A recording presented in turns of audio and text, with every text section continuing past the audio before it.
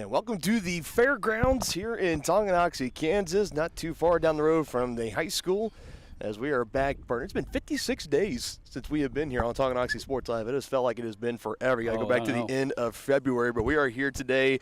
Spring baseball coming your way. It's presented by Kansas Insurance. They believe in taking time to issue personal care and attention to each individual client. To see how Kansas Insurance can help you protect what matters most, call 913-369-6600. I'm Dylan Funk. He's Dennis Drennan. Back out here in the berm in, what are we in, right center field? Not straightaway center, more right center field. But we are out here. We got the generator, we got the old truck, and we have the table set up, ready to bring you guys some Chieftain baseball today. Excited for this matchup as Tonganoxie hosts the Braves of Bonner Springs in the S&S Body pregame show right now. They've been the place to go to in Tonganoxie for auto body and repair work since 1972.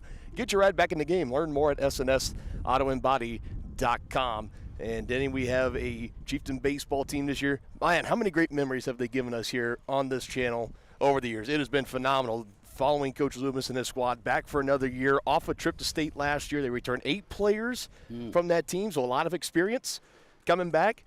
2 games above 500 are now 8-6 on the year. They're 3-3 in their last 6 games, and that was kind of the conversation with Coach during the when he came and brought us the lineups, and was talking to him a little bit, and he said, you know what, we struggle at some places, but we're all around a very solid team. Not a whole lot of holes on this roster, so you might not have the all-star sluggers like a Garrett Goldbeck or Mason Davenport per se, but you have a really great starting pitcher in Merrick Davenport, and some really good role players in the field and in the outfield as well, and it can really come through on some timely hitting as well, which that can be a really good recipe for success as we start to get closer into May. Right, and when you have Davenport on the mound, you've got a real chance because I'm sure you'll give his stats, but he's big 6'5" hurler, and he can touch the low 90s, I think, when he's really on, and he's going to be a handful for these Braves today. So hopefully, Chieftains get a head start on this doubleheader. Yeah, that's saying he's going to get the start coming up here in game 1. It's a varsity doubleheader today. Originally, it was supposed to be JV at 4, and then varsity would play at 6 o'clock, but they made the change this morning. Both teams said, you know what, it's going to be such a beautiful day. We're going to touch just below the 80s, a nice about 12, 13 mile per hour breeze. It's going to be so beautiful. Why don't we just play 2? So that's exactly what they're doing. You see the coaches there at home plate. They are meeting up, and we will get started in just a few moments, exchanging the starting lineups there. But got Tongi taking on this Bonner team, 4-11. This has not been the year that they have been hoping for up in what has been a very stacked and competitive 5A when it comes to baseball. 4A, very competitive as well. We'll get to more on that in just a little bit. This is a good chance here for Tonganoxie to kind of break that 500 skid that's kind of followed them all throughout the year. 3-3 in their last 6 games, hosting a doubleheader here, hoping to sweep against the Braves, pick up another sweep in conference play, continue to bolster up on that record. Not too far behind the conference leaders. You look at Spring Hill and Lewisburg. Spring Hill, one of the top teams in 5A in general. Lewisburg, one of the best teams in 4A as well, alongside Paola, who some say could be the favorites to come out of the East and win the state championship this year. Tonganoxie, a lot of people knew they had to run to state last year. They were there as the 8th seed, the last seed that could possibly get in after beating Bishop Miege once again in a regional final last year. Merrick Davenport was the pitcher then, got the win. Coming into this year, expectations weren't super high. They knew they had the experience coming back, but what else could they offer? And Tongi looking to take that next step here as I'm waiting. I think it's just going to be a matter of moments before we get first pitch on its way, so I don't want to step aside for a quick commercial break quite yet, because I know we were talking. We know the players are ready, coaches are ready, and it was told that as soon as the umpires gave the green light to go, even if it's a little bit before that 4 o'clock start, which we're at 3:57 right now, they're going to get going right away, which is pretty great. We also got softball happening today as well, so it's a busy day out here at the fairgrounds in Tonganoxie, Kansas. Highly encouraged to come out and watch these players and teams perform live if you can, but if not, that's why we're here with you right here on Tonganoxie Sports Live. I'll tell you what, we'll step aside, give some love to our sponsors. First pitch between Tonganoxie and Bonner coming up next. At Kansas Insurance, we know one size doesn't fit all. In fact, our whole mindset is based on customized policies for you and your families. We're local, and we do what we do because we care about you. Think of us as brokers for your insurance needs. Working with Kansas Insurance gets you the award-winning service and attention to detail that only an independent agency can provide. All across Kansas, we're here to help you manage and plan for all types of risk. Contact a local agent today. Kansas Insurance. Local, independent, serving you. A great collision on the field? Awesome. An awesome collision on the road? Not so great. If that bad play does come your way, take your car to S&S Auto and Body Shop in Tonganoxie. S&S has been the area's premier auto collision repair center since 1972, working on all makes and models, glass replacement, bumper repair, fiberglass and plastic, color matching, and so much more. And they work with all insurance companies. Get your ride back in the game and learn more at snsautoandbody.com or call 913-369-3193.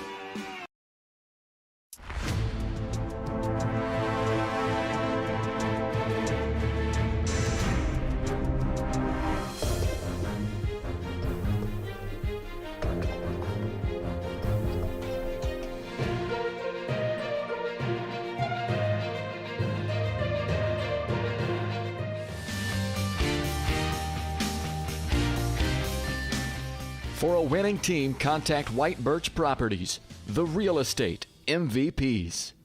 All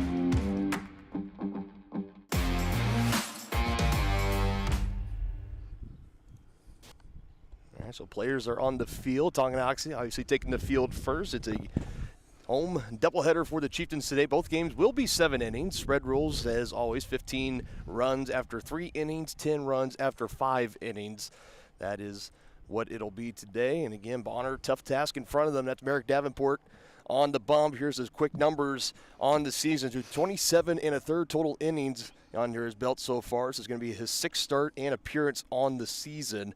He's got a perfect 3-0 record. He's allowed just 10 hits across all those starts, 9 runs allowed, 5 of those only being earned, so 4 unearned runs allowed in those 9 total given up. Strikeouts of 46 compared to just 14 walks. Denny, that's good for a whip of .87. That is very mighty impressive. Yeah, that's microscopic. That's an ERA of 1.28 as well. He's been able to do it with some runners on base as well. He doesn't allow very many on, but he's been able to get out of innings and leave 18 runners stranded for the opposition. And he's a lefty.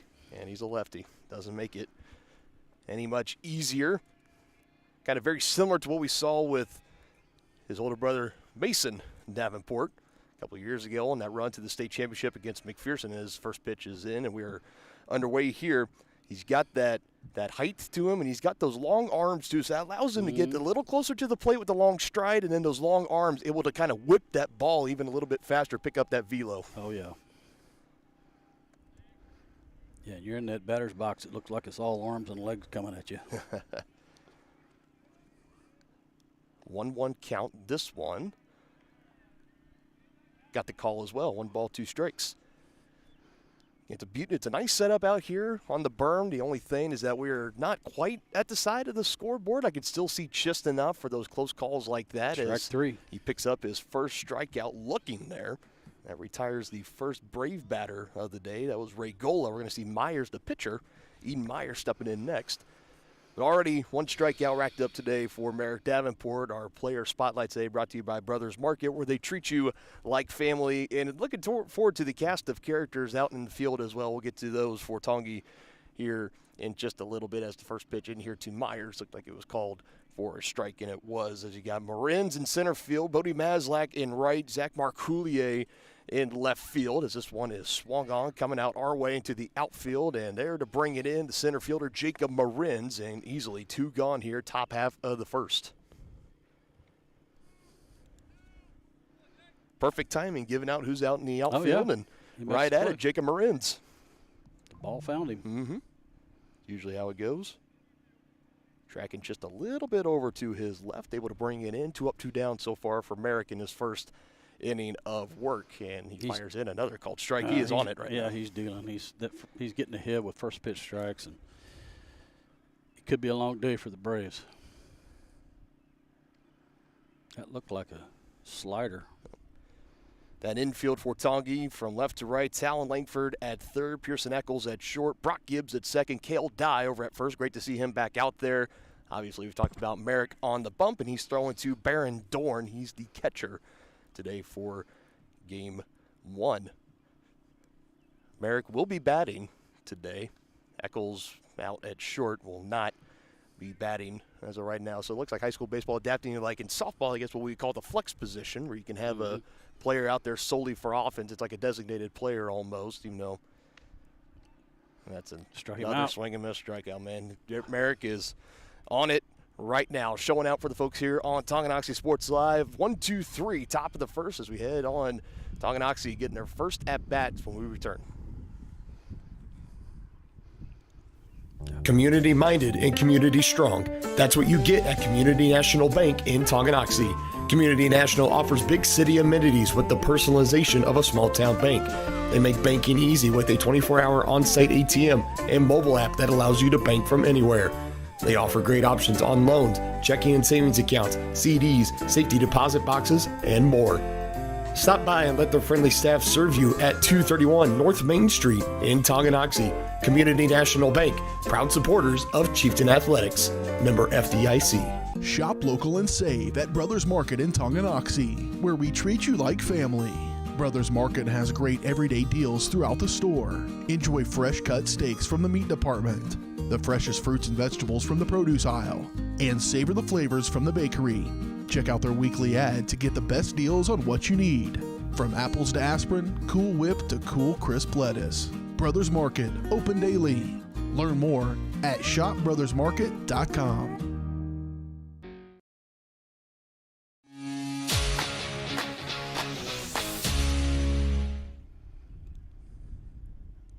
Back here, got a scoreless top of the first inning. Chieftain bats coming up to the plate for the first time today. Good time to remind everybody, Chieftain Baseball today presented in part by the Tonganoxie Public Library. Why pay for downloadable audiobooks when you can stream them for free with a Tonganoxie Library card? Download the Libby app or visit the library's website to learn more.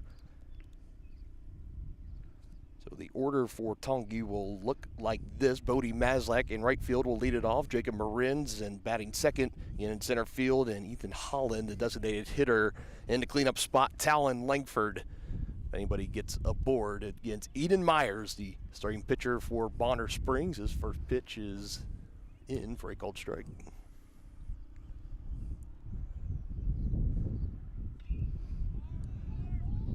Bold. That's going to get down.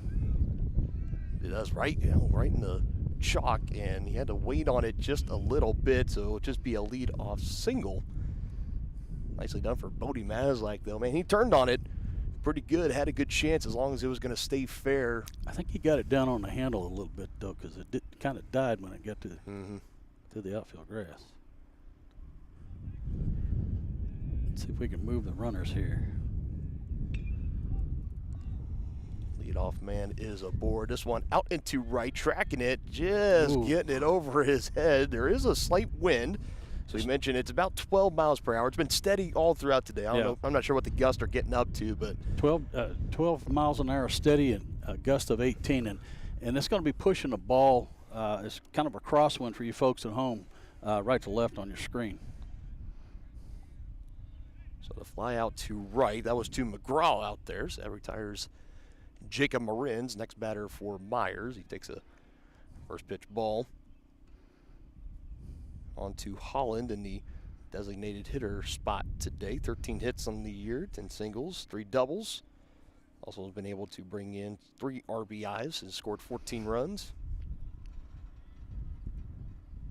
Helping filling in the very few minimal gaps that were left from the graduating seniors of the team last year. Another one out into right, and again able to bring it in, backpedaling, and got the glove up.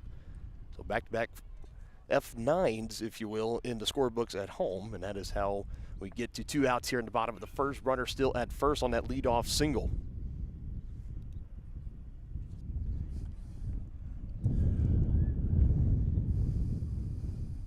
And there's that wind again. Runner going. Sliding in, got a good look. He's in there safely. Yes, he is. That was a nice stolen base there, up an extra 90 feet for Bodie Maslak. Picked a good pitch to run on, too. Looked like an off-speed pitch.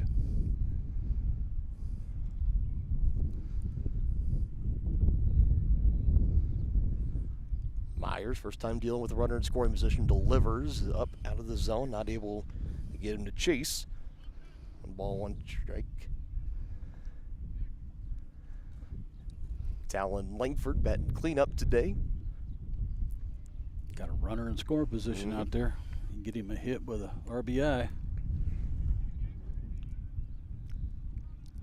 board. He got it a 3-0 count. So we'll see what he will elect to do here, if he will take with that runner in scoring position. Myers delivers, took a cut at it.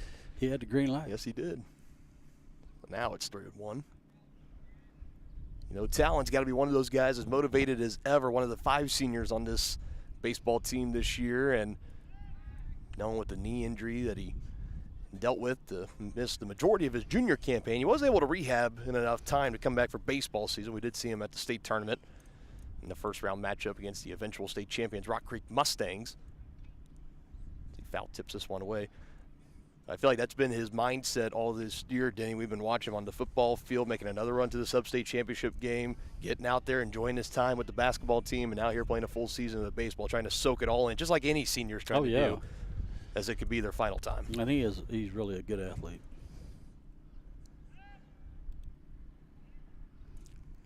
Looking him back over on second base, moving around is Maslak, getting Myers a little uncomfortable on the hill. He's really got a good lead there at second base. 3-2 count to Langford. Here's the payoff pitch, and it is pulled and taken over there at third to Frazier. Throw across the way, trying to beat it out. He's not going to get it. It was low anyways, and Maslak will beat it in home, and that is how we get the first run of the ball game here. Chieftains out to an early 1-0 lead. I think even if that's a good throw on a backhand from Frazier at third, that's a long throw across the diamond, and even with the speed of Talon, I think he beat it out, but the throw was low anyway. Sanchez couldn't dig it out of the dirt. Yeah, I think it's an infield hit because it was deep at third base, and it took a long, strong throw to get him, and he would have beat it out anyway. I would agree with you on that.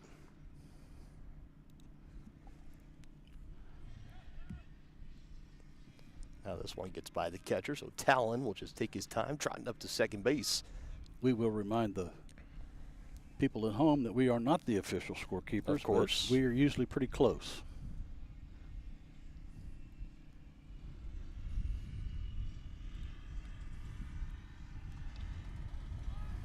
Another one put on the play over at second base, and a throw to the bag in time there. So Brock Gibbs is retired, and they bring in Bodie Maslak in to score on the leadoff single. Chieftains an early 1-0 lead over Bonner after an inning of work. I was just wondering. Enter query. Should I use a robot? Vacuum? No. Are Bots taking over the world? Yes.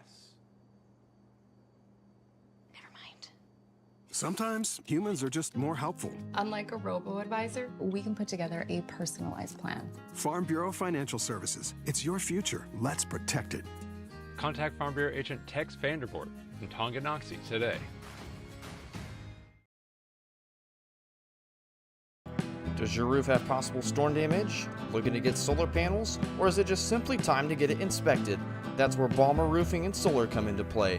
Balmer Roofing has a combined 40 years of experience with JAF Master Elite and Emerald Pro contractors. The Balmer family and their team are ready to give your house a brand new roof or solar panels at an affordable cost with a 50-year warranty. Life has mishaps and they want nothing but your customer satisfaction. Let them prove why so many of your neighbors choose Balmer for their roofing projects. To schedule a free inspection, call 913-845-5252 or visit them online at balmerroofing.com.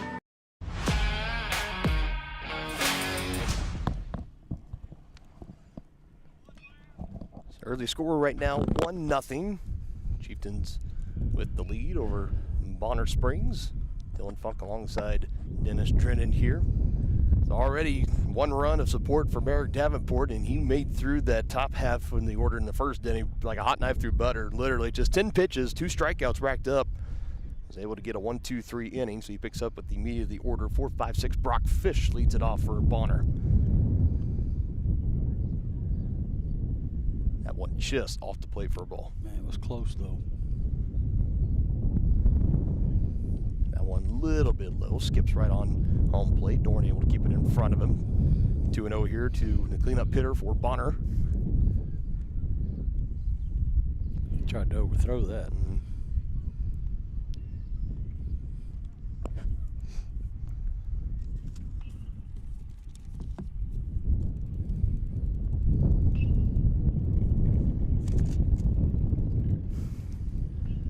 Wind is wreaking havoc with our paper setup up here. 3-1 now. 3-2. Got him to chase the high ball. Good work from Merrick here, down 3-0, trying to battle back. He at least got the count full, but he gets on with the leadoff walk. You and I, we spend a lot of time these days over at Johns County Community College for baseball and softball games. And one of your favorite things to talk about, Denny, is the amount of percentage of leadoff walks that come into score in this sport. Yeah, no question about it, partner. We talked about that. I read an article that was, I think he hit him. He did hit him. Right in the square in the back. Statistics that were kept since 1960 that 38% of the time when the leadoff hitter gets on, they score 38% of the time. That's crazy. And that's just in the majors. So if you adjust that a little bit down here to the high school level, you got to imagine you're talking 40+%, definitely higher. And now with the hit by pitch, well, now it looks like they're going to make the runners come back, as that was Campbell. Saying it wasn't hit by a pitch. Yeah, they're making him walk back, and maybe it hit the bat. I don't know. It looked to me like it hit him. We're a long ways away, though. You can tell grimacing. He's in some discomfort. I think that's the head coach, Bennett Ratzliff. There next to him, hunched over, definitely uncomfortable. Looks like one of the trainers going to walk out. It looks like the Hall of Fame athletic trainer Mark Padfield, if I've ever seen him, from out here in center field. Yeah. Hard to miss Mark. Always at every athletic event here for Tonganoxie High School. Part of the great team at LMH Health. Been taking care of Chieftain athletics and the players, student athletes for the better part of coming in on the past decade or so. He's had a good tenure here. We love having him. They are continuing to take a extended look at Campbell here. It was the first pitch of the at-bat, too. Now, they must have ruled that it hit. Well, I don't know. Now what are they doing? He's coming out of the game. He's walking back over to the dugout. They still have Fish. They got on with the leadoff walk. He's still over at first base. Now we've hit a little bit of a stalemate here in this game. So Merrick says, let's toss it around the diamond a little bit.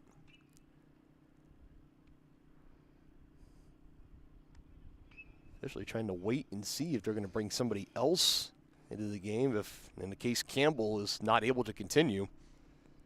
Which it looked like from here, the way that he was shaking, it was somewhere around the hand or wrist area. If you get hit squarely there, I mean, it does not feel good by any means, and has a kind of effect on grip. And if it's your throwing hand, it could have that. Sometimes it's hard to get your feeling back in that hand, especially when you get a pitcher. You're facing a pitcher like Davenport that can bring it. And this does appear that Caldwell is going to be subbed out for the time being. Trying to move our camera over, get a look right there in the white helmet. Going to get a couple of warm-up swings in. This looks like Parker Amon, number 23. He was the one that just came out of the dugout. So it would appear that Campbell is, at least for the time being here in the first game, is not going to be able to continue. They're getting a hit by pitch somewhere inside on near the handle of the bat, so a hand, finger, wrist. Just hope that he's okay and maybe could return a little bit later on. But for right now, head coach is going to go a different direction. Amon is brought in. So now tell me, Denny, with one pitch like that, and it looks like they called it a foul. So on the scoreboard, it's an 0-1 count, and Amon steps in, takes his called strike there. Yeah, just like that, he's down. So now it's 0-2, yeah. Tough break here for Amon.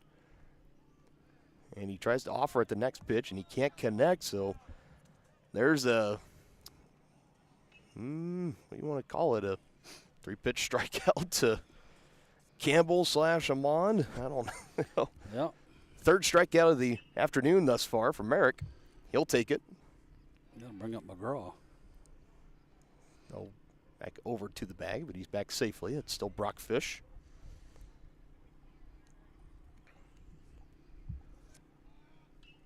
Feels like McGraw has been a name pretty well synonymous with Tonganoxie Sports Live with the recent years. Trevor McGraw. Well, the McGraw family in Bonner Springs is that too. Yep. Yeah. Great family out of Bonner, the McGraw family. I played sports with Pat McGraw. And his older brother Mike was a great athlete too, and Mara McGraw, several of the McGraw girls were good athletes as well. Fish up to second. Next pitch to McGraw, low and away.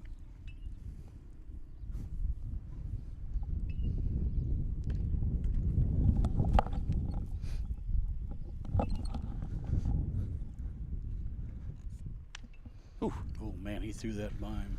I wish we had the gun on him. You know, maybe next time we bring the radar gun with us. I think that's the next integration of what we can bring from the professional broadcast to us here at Tonganoxie Sports Live. But you're hearing that loud thud from out here in straightaway center as he gets strikeout number 4 on the swing and miss there.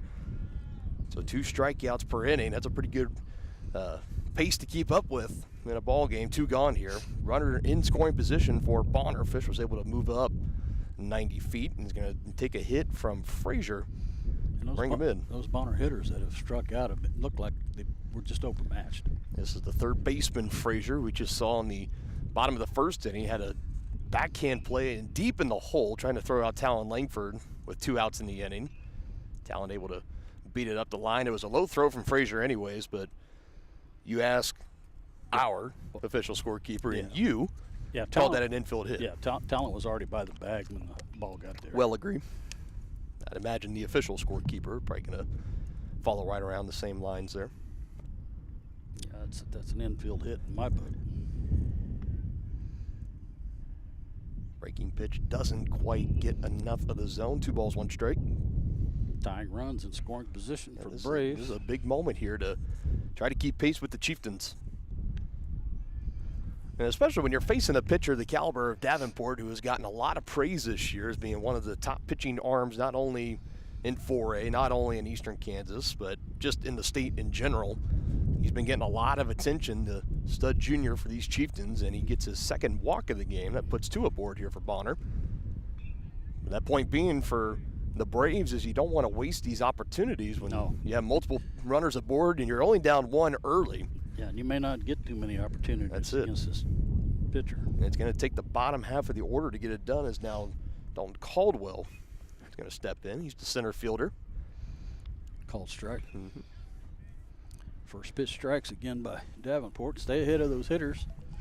His 30th pitch of the afternoon coming up right here. A glance to second, now delivers. Runner trying to go up to third. Here's a missile from Baron Dorn, and he is out by a mile. Fish just could not do it. Trying to fight a little upstream there, trying to get that stolen base at third, and the Braves leave a runner aboard. What a hose from Baron Dorn behind the dish. Runs him down over at third base. Chieftains hold on to that 1-run lead after an inning and a half.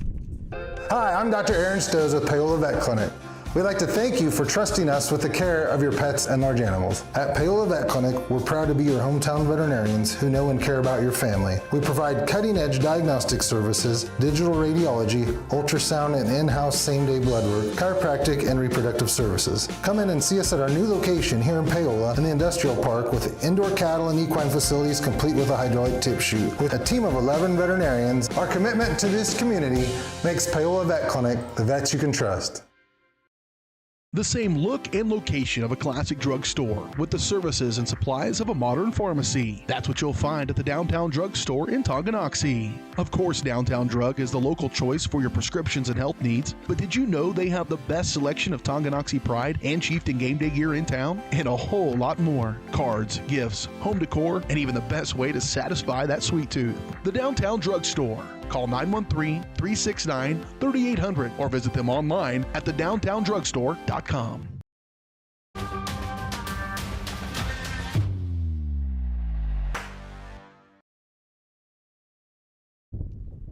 We're moving on to the 2nd inning here on Tonganoxie Sports Live. Dylan Funk alongside Dennis Drennan, Chieftain Athletics today, presented in part by Kansas City, Kansas Community College. Whether you want to take classes in high school or after graduation, KCC is in your backyard. Check out how college can help you today at kckcc.edu, the official higher education partners of Tonganoxie Sports Live. Usually this time of year, you get the college admissions, everything rolling around, or maybe you probably have it a little bit sooner, but it's always late April into May. That's when you start to really get into getting your classes enrolled in, start making arrangements for moving, or if you're going to a community college, moving out of mom and dad's house, whatever the case may be. A lot of big changes for these high school seniors coming up over the next year or so. Heading to the bottom of the second, 1-0 ball game. Chieftains with the lead, and Bonner had something cooking there in the top of the second. They had 2 runners aboard with 2 outs, but they tried to get a little greedy, trying to steal from second to third, and you picked the worst pitch to do it on an Merrick Davenport fastball, and then Baron Dorn put a dot to Talon on the third base bag to throw him out by a mile. Yeah, I mean, really quick feet, really quick release, and that ball was right on the bag. All Talon had to do was drop his glove.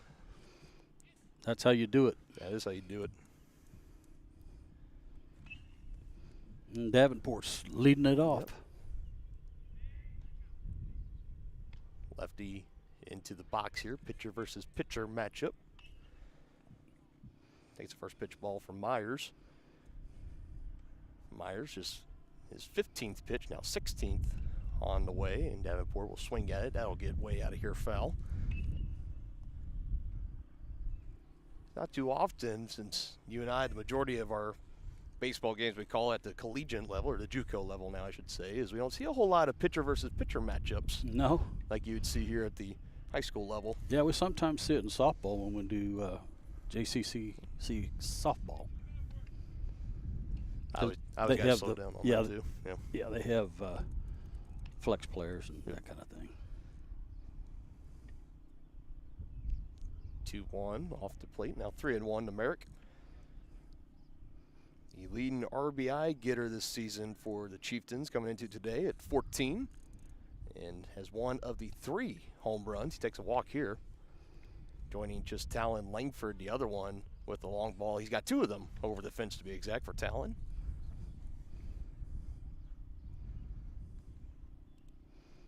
Yeah, we're going to get a pinch runner, courtesy runner.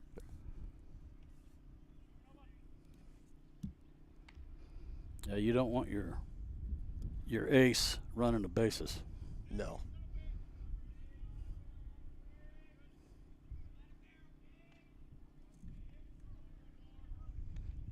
That courtesy runner coming in, that was number 10, Brenton Provence.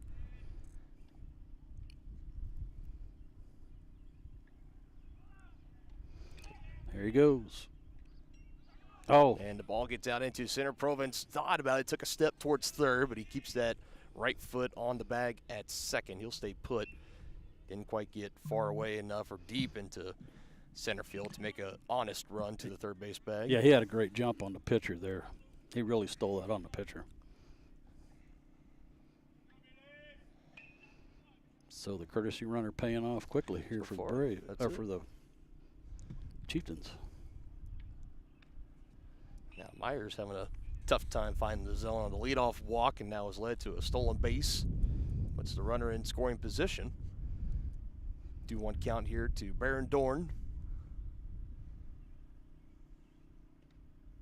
Lays off that one as well. High and inside, 3-1 looming.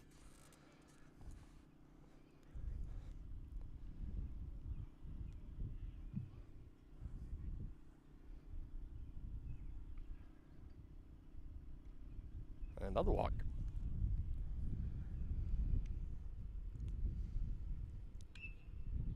To the point we were talking about Bonner with in the batting order, having runners on. You want to try to take advantage of getting those runners in if you can. And now in the field, you don't want to walk and allow Tongi multiple base runners on.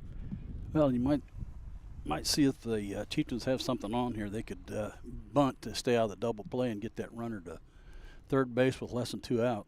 That was Jason Byrne brought in as the courtesy runner. This one gets by the catcher, and Byrne, kind of got in between, trying to get back to first, and he is out.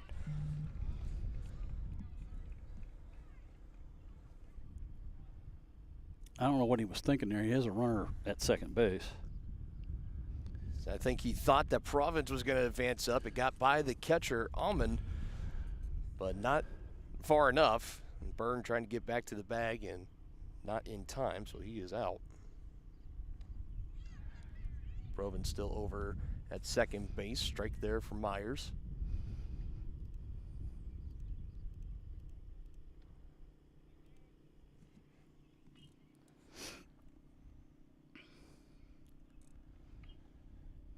Gale Dye, first baseman, batting 8th today, sees the next pitch. Just off the play, I'm on the catcher, holding it an extra half second, trying to look for the call. He did look pretty good from here. I'll give it to him.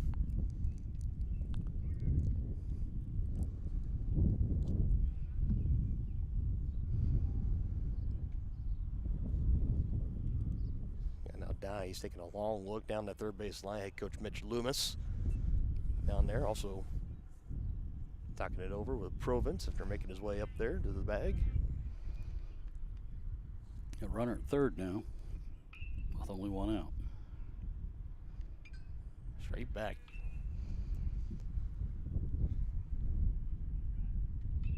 Got to try and get this ball to the right side or deep enough in the outfield to score that runner. And just a deep enough fly will do it. And maybe if you want to test on the arms, you got Regola in left, Caldwell in center, McGraw in right.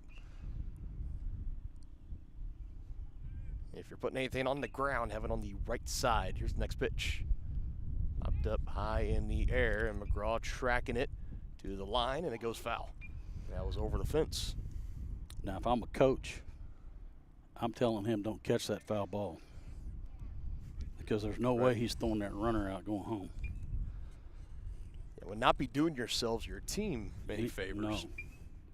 Although it's hard, and it's hard not to, I know. But in the mind of the competitor trying to track that one down.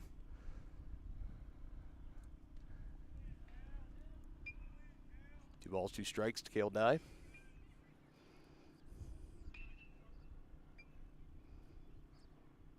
Gale missed the wrestling season due to that injury too. Had a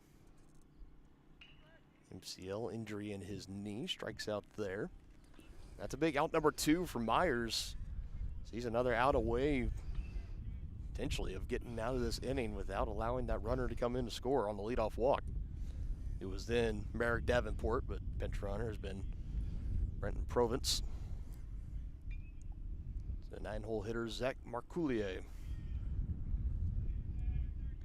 who I always think, looking back on it for Marcoulier, the now senior, where you go back in the time machine a couple of years ago here on Tonganoxie Sports Live.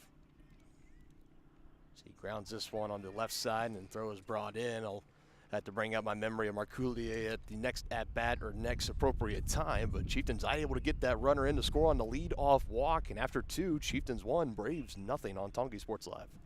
At Kansas Insurance, we know one size doesn't fit all. In fact, our whole mindset is based on customized policies for you and your families. We're local, and we do what we do because we care about you. Think of us as brokers for your insurance needs. Working with Kansas Insurance gets you the award-winning service and attention to detail that only an independent agency can provide. All across Kansas, we're here to help you manage and plan for all types of risk. Contact a local agent today. Kansas Insurance. Local, independent, serving you. First State Bank and Trust is with you wherever you are with complete online banking. Cheering on the Chieftains once again? Why not pay your bills online? Waiting on your kiddos to get out of school? Seems like a good time to make a transfer. Or how about making a deposit from here?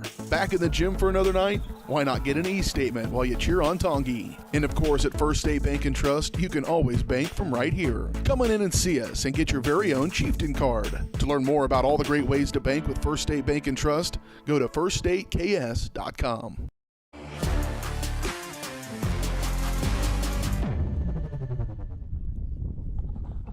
Wind continues to pick up here, and if you're a longtime listener at Tonganoxie Sports Live, here again, Dylan Funk alongside Dennis Dredden, and particularly with spring sports, you guys know very well. Right. We always have the luck of whenever we have a broadcast out here at the fairgrounds, we usually bring wind with us. We don't mean to. It was very calm all day today. We got here around 2 o'clock or so, started setting up, making sure everything was ready to go, showing bunts as we get started here in the 3rd inning. I mean, wind was no more than 12 miles per hour. It's just a beautiful day, and now first pitch at 4 o'clock, and at 4:02, here comes some gusty winds. Yep.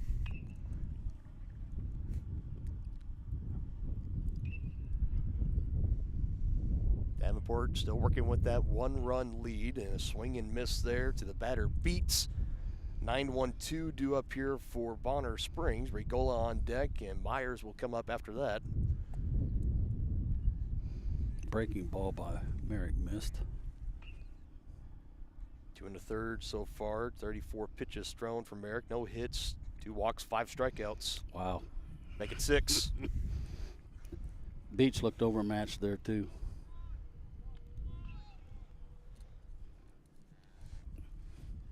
It's so fun watching him unfold and what he's been able to do this junior year. We know he's very dedicated to his craft of baseball. We know he started on the basketball team as a freshman. He played that year.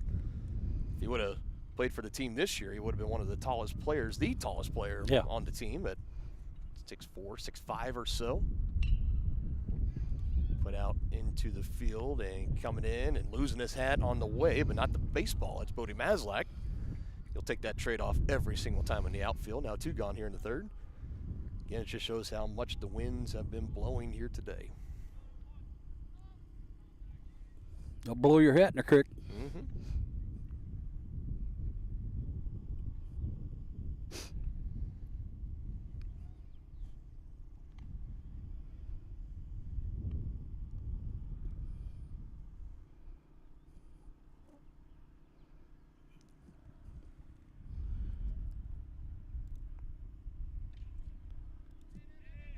Now this one, it's a little blooper, and it's going to drop down right in front of him in center.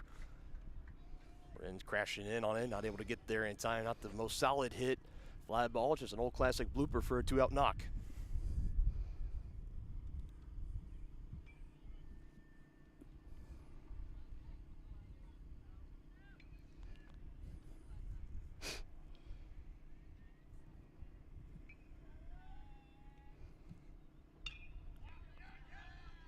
And again, almost in the exact same spot.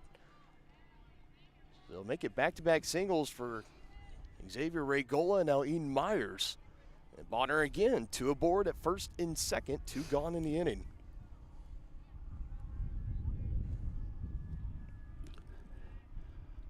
Both of those hits were off the end of the bat and just barely got over the infield, but in a good spot for the hitter. As long as it has fair green grass to land on, you don't care where they land, how hard they're hit. Yeah. Doesn't matter. They're always a line drive in the scorebook. That's it. In the morning paper.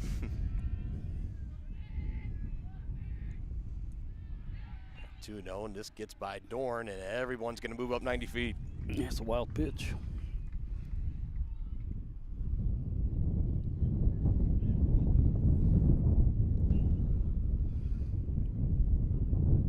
So now a potential hit here.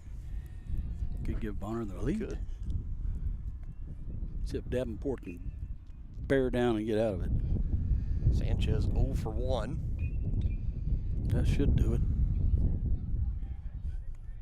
Tracking it back, bringing it in right field. Bodie Maslak, he was busy out there in this top half of the inning. 2 more left stranded between these 2 teams, and it stays 1-0. Tonganoxie with the 1-run lead into the bottom of the 3rd. Hello, Four States. This is Jay Hatfield with the Jay Hatfield Auto Group. We've been serving the Four States area for over 29 years, and we now have 6 locations which offer Chevrolet, GMC, Ford, and Chrysler Dodge Jeep Ram. Each of our locations is operated by a Jay Hatfield family member or managing partner. At Jay Hatfield, we're here to earn your business and trust. We have approximately 300 pre-owned and 300 new vehicles in stock or on their way, and we're making deals. Come see us at Jay Hatfield location today and let us make you part of the Jay Hatfield family. The Tonganoxie Recreation Commission is committed to creating community through parks, people, and programs. And now, with their all-new activity center, the Tonganoxie Rec Commission can do even more. Tongi Rec understands the benefits reaped through recreation are endless. Tongi Rec has a long list of classes, activities, and programs for the young and young at heart. For program pricing and schedules, call 913-845-3502. Visit them at the all-new activity center at the Tonganoxie High West campus or go to tongirec.org.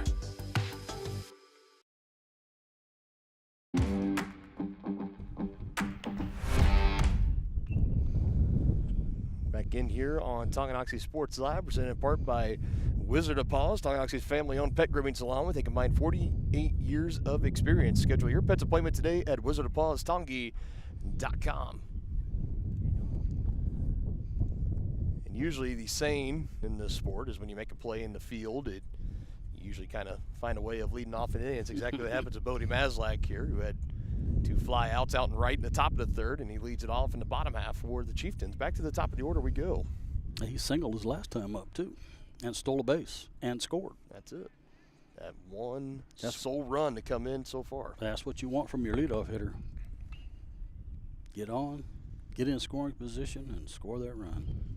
Braves have left 3 runners on in this game. Chieftains have left 2. He hit that on the line, but right at the center fielder. Yeah, I mean, barely having to move out there is Caldwell.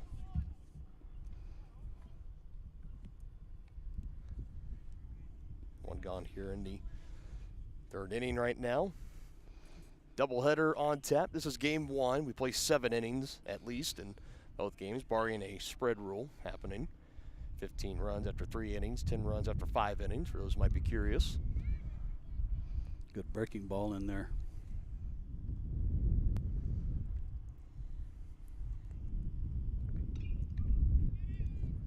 Chopper, playable. Tough play. Gets by him at first, and did he make that turn or not? Got to get back to the bag, and he does, as Jacob Marins, and you have a Brave that took a tumble. Like he did the splits. I believe that was that's Sanchez over there, I believe. Looks to be okay. Well, I'm going to give him an infield hit on that because I believe he would have been safe either way.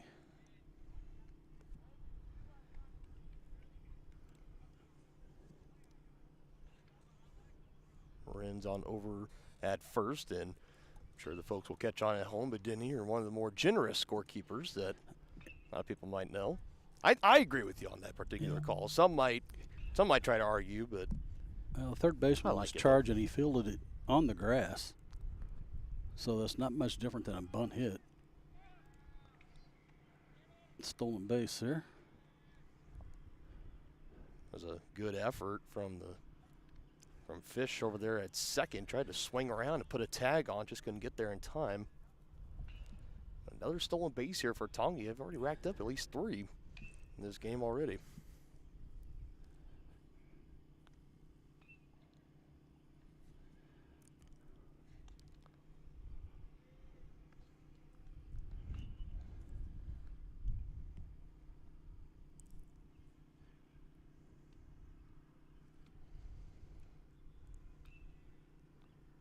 Two-one.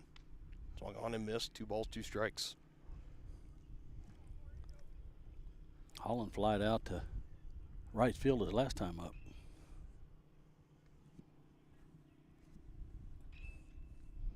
Got a closed stance.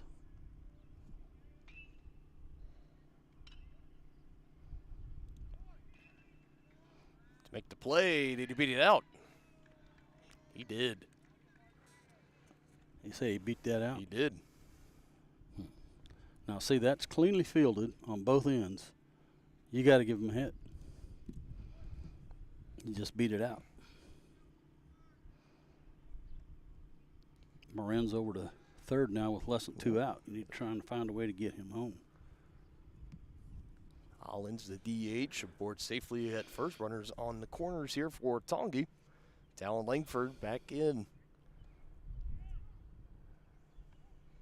Trying to draw that throw. He wants to get in a pickle to score that run. That's what he wants to do, and here we go. And I think he got around the tag, and he did. Yeah. So how about that? Holland doing his best, dancing around that pickle. Meanwhile, Jacob Moran's able to beat it down the line and score. And of all the ways to get a runner in, why not? However it works. That looked like a design play to me. That definitely did. Reminds me of the Royals trying to do that with Billy Butler back in the 14 playoffs, I believe. Of all people, Billy Butler, but they get it done there with Holland. Popped up, now we'll get foul behind the net. Yeah, Willie Wilson being one of the most prolific base stealers for the Royals over the years, and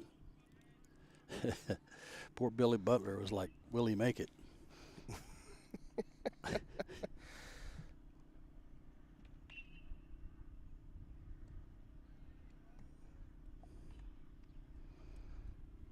Still have a runner in scoring position here for Langford.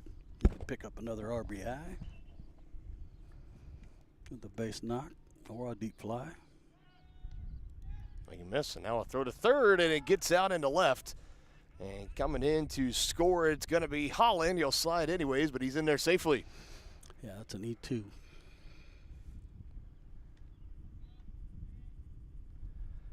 It just continues to get more and more frustrating here in this inning for the Braves. And Tongi adds on 2 more to their lead, make it a 3-0 Chieftain ball game. Was that strike 3 on Langford? I believe it was. Yes, it was. It brings up Gibbs. He grounded out to second base his last time up.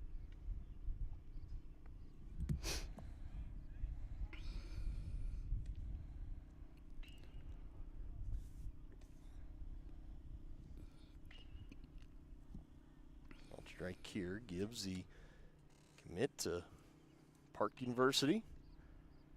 Continue his collegiate career in baseball, home of the Pirates. Good to hit that young man. Nice hit. Get him. It did. And that's going to go all the way to the wall. Yeah. Running it down is Caldwell. Gibbs on his horse going into second. He's in there on the stand-up. Yeah, that's a single and a one-base error. That's it.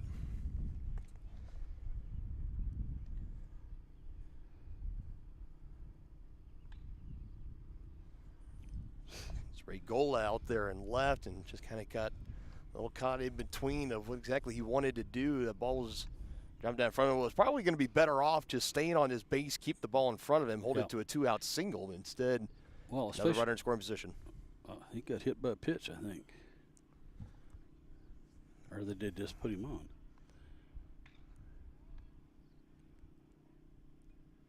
Either way, Davenport is on and right on cue. He's got to be hit by a pitch because there's only one pitch.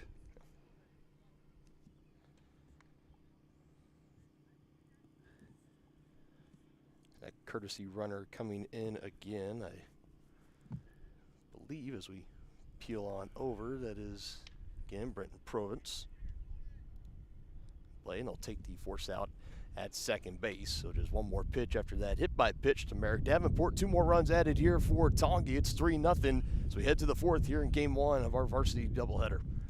Your home for live local sports. Varsity Sports Live delivers professional level coverage with high quality video and broadcasters that know your schools and community. Touchdown, Tonganoxie! With the support of local businesses, you never pay to watch varsity sports. Live, local, free high school sports coverage. That's Varsity Sports Live. Grass gets it away. Moore's down the middle. And he makes the catch in the end zone. Touchdown, Trojans. Keep up with the action at varsitysportslive.com. Live, local, free high school sports. Family owned and operated Wizard of Paws is a 5th-generation business located in the heart of downtown Tonganoxie. The professionally trained staff takes pride in making every dog and cat look its best, whether it be to breed-specific trim or an adorable cute pet trim. Plus, their facility offers amenities in space that are doggone amazing. Call Wizard of Paws to make your appointment at 913-416-0255 or visit them at 406 East 4th Street in Tonganoxie. Learn more at wizardofpawstongi.com.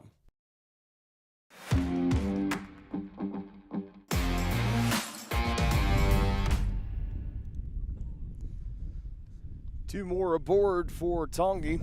On to the 4th inning we go here. 3 in the books already, and it's a 3-0 lead for the Chieftains.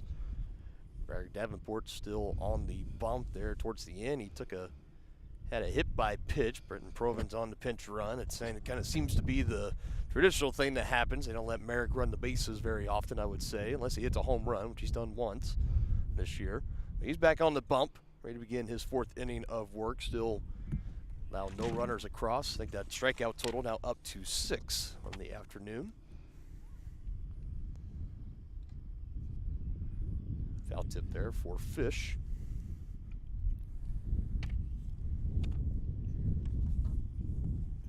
2 walks, 6 strikeouts. That's it.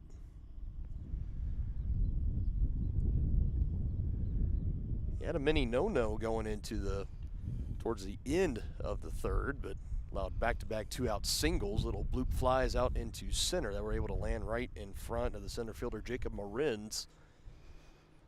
And then was able to bounce back on another fly ball out into right. Bodie Maslak able to bring it in. Braves left 2 more aboard. Now this is another solid knock, and that is out. Again, it's Marins that scoops it up. Bobbled for a moment, and it's a leadoff single this time around. He stole second base last time up and was caught stealing, trying to go to third. Solid single there. Was a solid single. Brings up Campbell that struck out swinging his last time up. I believe this should still be Amon that came in. Oh, that's right. That's it. They have shuffled a little bit and put in the field. The Braves have shuffle positions as well. Throw to first, but runner back in safely. Dorn not afraid to throw it around.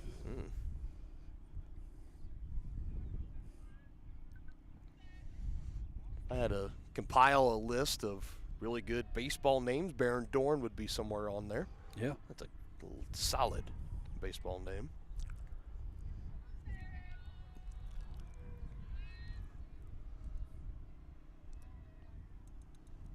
2-1 from Davenport. Swung on and missed by Amon. Now 2 balls, 2 strikes. Could be on the verge of strikeout number 7. It's been that kind of afternoon so far for Merrick, and he hits him to pop it up. They got a double play here. Yes, they do. So Fish, we mentioned he stole a base earlier, was a little giddy there. It did not get out of the infield. Gibbs was there to bring it in. Easy toss to Keldai at first. And there's your traditional 4-3. 4-3. Double play. Wind continues to pick up. That'll bring up McGraw. He struck out his swinging his last time up.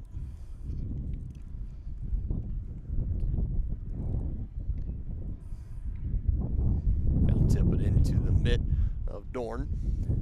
And for those that obviously might not watch a whole lot of Johnson County baseball or softball, one thing you should know about my broadcast partner today, Denny, is that he is a big fan of double plays. It's traditionally a 4-6-3 or a 6-4-3. I never see him get more happy than one of those traditionals being turned out. I'm an old-time middle infielder, and man, I love seeing a well-executed double play. How about a well-executed bump? Strikeout. Another strikeout.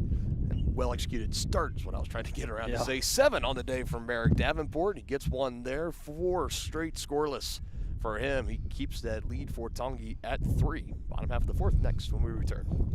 A great collision on the field? Awesome. An awesome collision on the road? Not so great.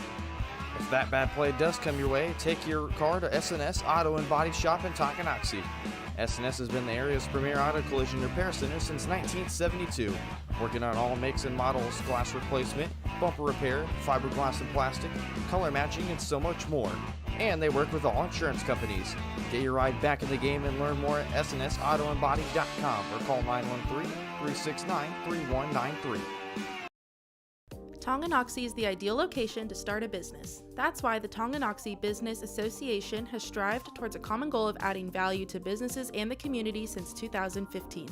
They assist in providing improved services for customers and visitors, encouraging and enhancing businesses, and preserving historical and cultural assets. Follow them on Instagram for the latest and upcoming event information, and become a member today by visiting their website, TonganoxieBusinessAssociation.com. Proud supporters of Chieftain Athletics.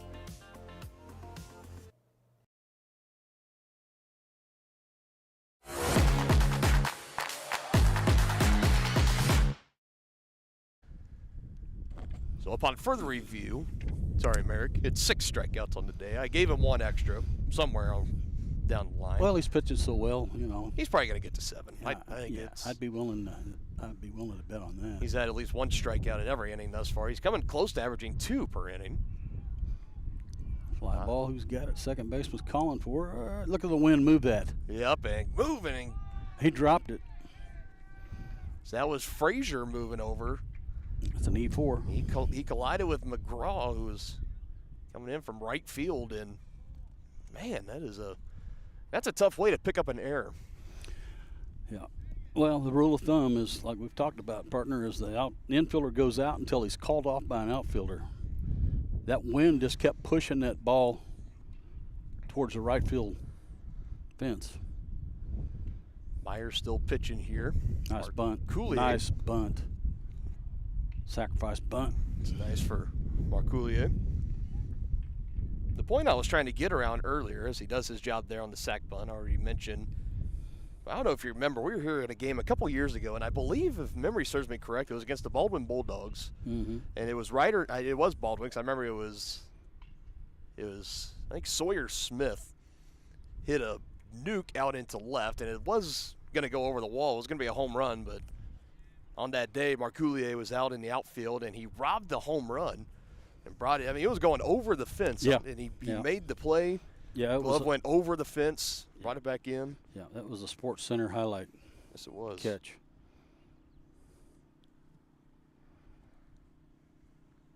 As was Sam Cladesty's home run to beat Mission Beige in the sub-state final. How could we ever forget about Man, that? was that fun.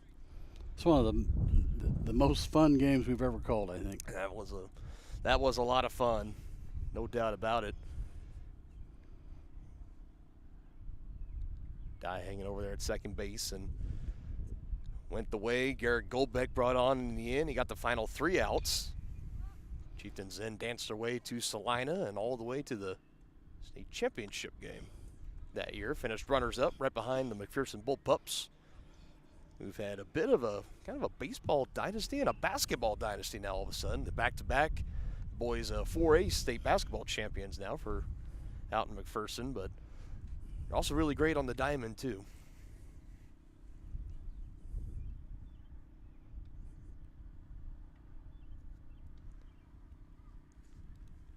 Now make a case for 4A, one of the top upcomers. Rock Creek coming off the state championship win last year. Pratt still has a decent team coming into this year, finishing runners up a year ago. So we'll pop up and get out of play. And of course here out east, especially here in the Frontier League, you look at heavy favorites in 4A speaking, with Lewisburg and Paola. Either one of those teams, the Panthers especially, can be one of the favorable picks to potentially win it all this year. Spring Hill up in 5A have a really good loaded roster, good senior leadership. They're looking to make a run, as is their softball team as well. Eudora's got a pretty solid squad this year. Tongi, as we mentioned, hanging right around the pack, trying to break this 3-for-3 record in their last 6 games, pick up a doubleheader sweep today. Got to get back on the winning ways. They lost their last time out against Baser Lindenwood, but they had a really great win against Lewisburg the game before that. They scored double-digit runs, and they beat the Wildcats by nearly 10 runs. It was hallmark win of the season thus far. Striking out there, and that'll wrap it up here. So 4 innings in the books, 3 more to go here in game 1. Chieftains hold on to that 3-0 lead. For more than 15 years, Lynch Real Estate has been a leader in the KC Metro. Hi, I'm Dan Lynch with Lynch Real Estate, inviting you to come let us prove to you why Lynch Real Estate is a name you can always trust. Dan and his team have built a reputation for unparalleled customer service and satisfaction by building lasting relationships. Learn more about Lynch Real Estate at lynchresidential.com or give them a call at 913-369-3000. Whether you're a first-time buyer or a high-end seller, I'm here to make it happen. Are you ready for a mouth-watering journey down memory lane? Introducing Flashbacks. Start your day off right with our fluffy pancakes, omelets, or a cinnamon roll. For lunch, sink your teeth into our juicy made-to-order burgers, Philly cheese, and more. Flashbacks' friendly staff and welcoming atmosphere make every visit a delight, and their menu is filled with comfort food that will give you those warm, delicious flashbacks. Visit them today in downtown Tonganoxie, open 7 days a week from 7 a.m. to 12:30 p.m. Game one of our doubleheader today, presented in part by Lynch Real Estate, your hometown real estate company. They'll help you buy your next home and make your real estate dreams come true. Lynch Real Estate, a name you can always trust. We welcome you back into action here. Start of the 5th inning. Eric Davenport on the hunt for that 7th or more strikeout in this inning. We'll see what he can do. And he hasn't had an inning where he has not had a strikeout yet. Starts out in front, 0-1 to Frazier. Saw him have the error last half inning. Was going out, drifting into shallow right field. Collided with the right fielder, McGraw. Ended up dropping the baseball. Run did not come around to score. But a tough way to pick up an error nonetheless. And right on cue, he puts it out into right field. So Bodie Maslak sees the ball come his way, and it's a leadoff single for Frazier. Pretty solid way to right that error. Head in the field, lead off the inning with a knock. Not bad at all. He was way late on that fastball, but he was able to keep it in the lines.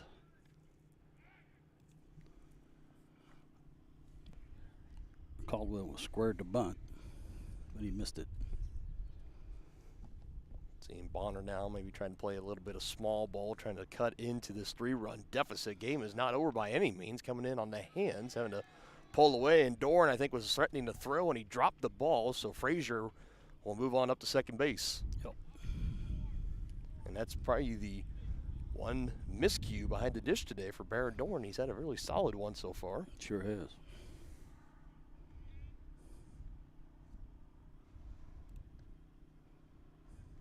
Runner in scoring position now, swing and miss there. Now 1 ball, 2 strikes to Caldwell.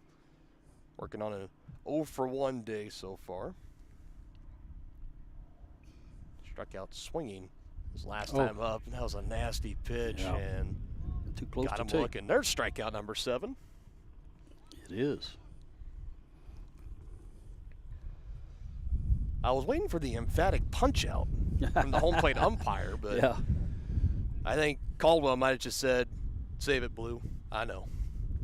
I got caught looking. That was a filthy pitch from Merrick there. Yes, it was. Would have made the best hitter in the state look like a fool. Brings up Beats. He flied out to right his last time up. Had him reaching on that swing and miss pitch, 1-1.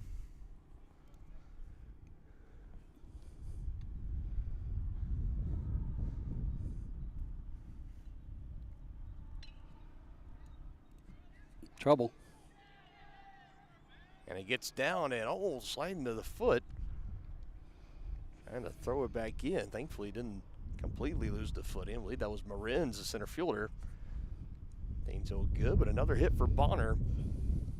That gets him back to the top of the order. Big favor done there by the 9-hole hitter Beats. And now that 6-4-3 double play would look pretty good right now. Yes, it would. You try to manifest at least 1 double play per game. Yeah. Goes foul. Hit hard, but foul. And I'll give you credit. You usually do a good job of doing it. The only thing is, more often than not, I feel like it's been better as of late. The past 2 or 3 doubleheaders we've called, but they usually have gone against the team we're on the call for. I know. With that double play. So we've seen Tonky has turned one, the 4-3. Let's see if they can get one here to end this inning. And here we go. They got a runner and a run down there. That's cue the Circus Olay music. Davenport gets it. Use that wingspan to get the tag. They're going to give up that run, though. Beats is tagged out. We saw the Chieftains do something very similar to that. Same play, yeah. Exactly the same play. But it does bring in that first brave run of the afternoon, now 3-1.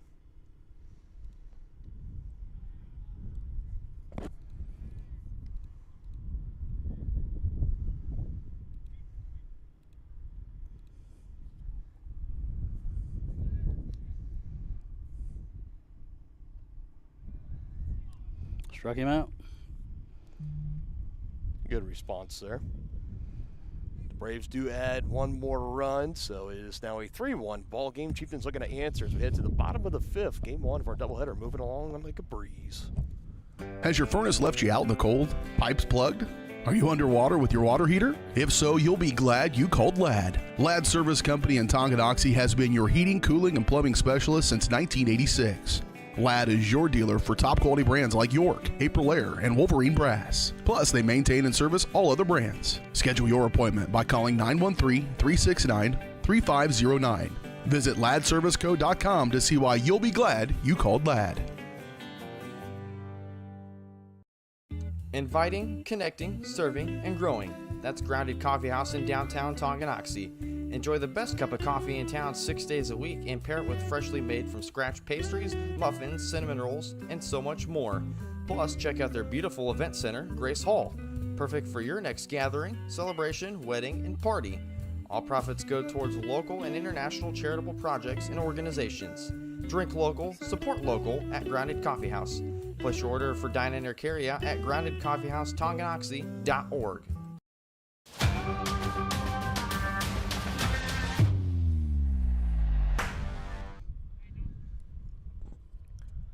Ball game now stands at 3-1. Chieftains still a 2-run lead here in the bottom of the 5th inning. Bonner Springs, as of right now, with a 2-run deficit. They'll be down to the last 6 outs here in game 1. Imagine after this game concludes, we'll step aside for roughly 30 minutes or so. Action will pause for 30 minutes or so, and then we'll get started with game 2 between these two Frontier League squads. As another one high hit up into the air, and that'll go foul. So we got Holland leading us off here in the Chieftain half of the 5th. Holland singled and scored on a throwing error by the catcher.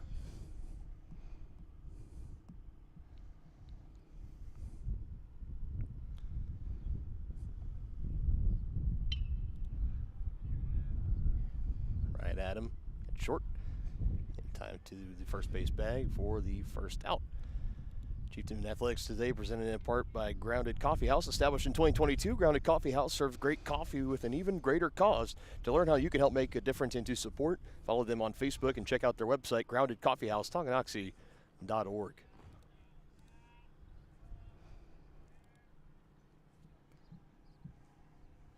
Langford's 1 for 2 on the day with an RBI.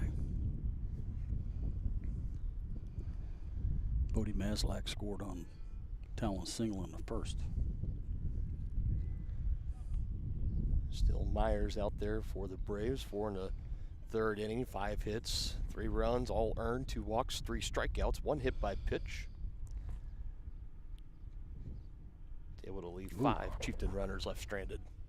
Almost dead, hit by pitch number 2. Yeah, buzzed the tower on Talon there. Back in the box goes Talon, 3-1 on the way, upstairs, ball 4. Talon walks on 4 pitches.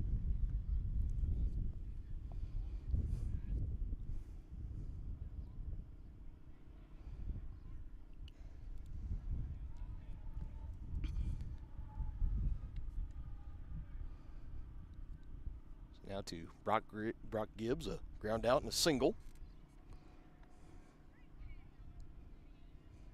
Tongi with this 2-run lead, obviously not opposed to adding on any more runs. You can never have enough run support in this game. Never. Talon back to the bag. Yeah, I think the Braves thought they got him, but he's called safe. Bang, bang play. Sanchez able to put the tag on him, but Talon just gets that pinky finger in there, I guess. That's really asking a lot for those umpires to try to call that. Got him that time. Yes, they did. Picked off. Which I feel like you get close on the first time, and at first if you don't succeed, try again. Well, that's exactly what happened. Yeah, well, you need to learn if you're the runner. When that you saw that move that almost got you, when it's starting up again, you need to get back. But it happens. Just a good move. Picked him off. You waited one more pitch, you'd have walked into second base. That's it. You never know with this game. This game will definitely humble you. Yes, it will. He gets lost with the way of watching these kids, whether at the high school level, JUCO level, college, professional level. They can make the sport look so easy when in fact it is not. Yeah. It's not easy. There's a reason why the best of the best in the world can fail 70% of the time and be at the top of your profession. Yeah. Get paid millions and millions of dollars. Well, it's that statistic about Mickey Mantle, one of the greatest hitters of all time. Mm-hmm. You know, he talked about in his 17-year career, he walked 1,800 times, struck out 1,700 times, and normally in a season you get about 500 at bats. So Mick said, I went 7 years actually without ever hitting a ball. That kind of puts it in perspective, doesn't it? To one of the greatest of all time, Mickey Mantle, yeah, for sure. I'll be curious to see years and years from now with some of the greats today of what that stat could be, like a Shohei Ohtani. How many total years or days did he go without recording a hit in his time? Bobby Witt Jr., local talent, could say the same about him, I'm sure, when it's all said and done. That brings up the pitcher Davenport. He singled his last time up. Brock Gibbs over to first on the walk. Oh, I'm sorry. He was hit by a pitch his last time up. Got on the board, 1 ball, 1 strike. Next pitch, Gibbs is going. Here comes the throw, and Gibbs slides in head first safely. Had a good jump on it. Yeah, and a high throw from the catcher didn't help. No, now Davenport can pick up another RBI. He's the leader, isn't he? He is the leader. 14 in the books coming into today. Righty versus lefty, and Davenport up the middle, but right back at him to Myers. Under toss over to first, and that will do it. So Davenport not able to add on another run of support as we head to the 6th. Chieftains 3, Braves 1 on Tonganoxie Sports Live.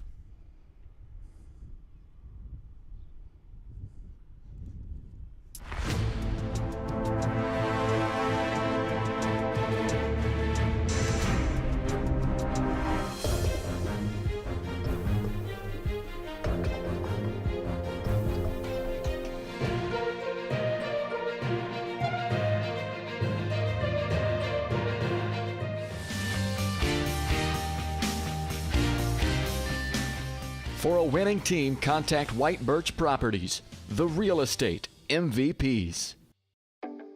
Midwest Chiropractic Center is a friendly and caring clinic providing comprehensive care for your chiropractic, rehabilitative, and fitness needs. Upon entering one of our offices, you are treated like family. The staff cares about your health, and their approach to care proves it. With 3 locations in Tonganoxie, Lansing, and Bonner Springs, plus some Saturday hours, Midwest Chiropractic Center is dedicated to offering affordable, gentle chiropractic care. Midwest Chiropractic Center, getting you back to active.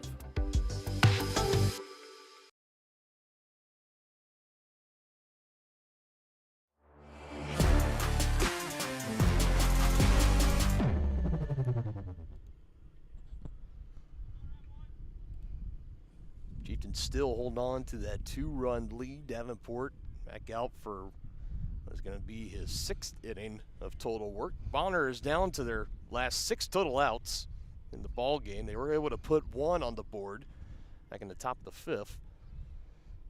Need a little bit more work to do here to try to make this comeback to pull it off, as Myers will lead it off, pitcher versus pitcher again.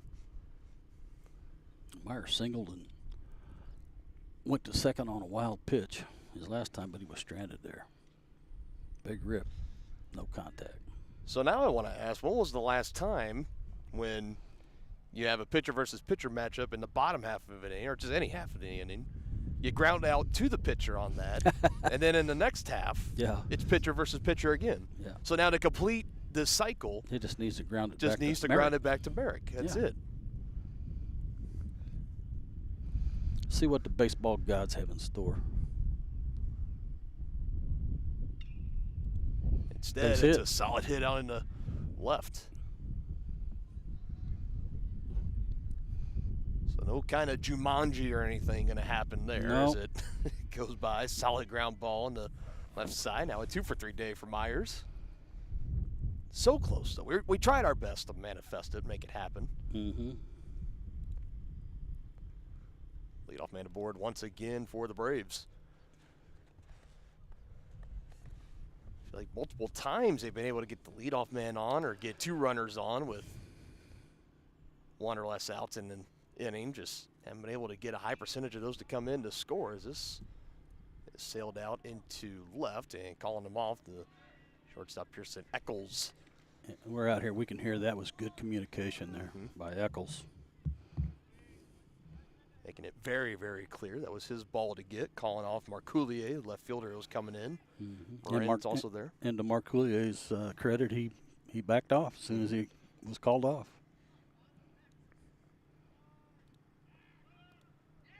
Again, they have him caught, but using the speed, he's in safely.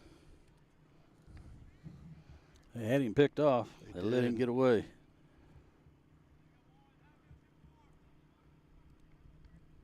Was a good move from Davenport. Just give credit to Myers, put on the after boosters there on the way to second. First pitch to the plate this at bat, called for a strike. It's Brock Fish.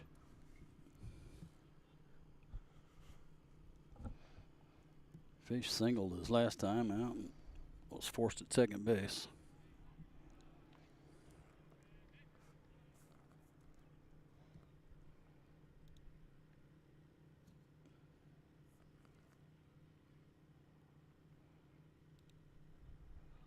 Excuse me, swing there.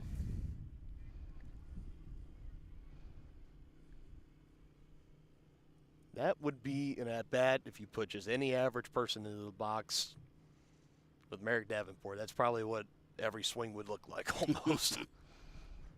Yeah, it was a very defensive swing. Protecting here on 1-2. Glance to second, now delivers. Fouled back straight to the cage. Fish was on that pitch. I think he'd like to see that again. But will he get it again? That's the question, and he won't. But he swings at it, misses, throw to third, and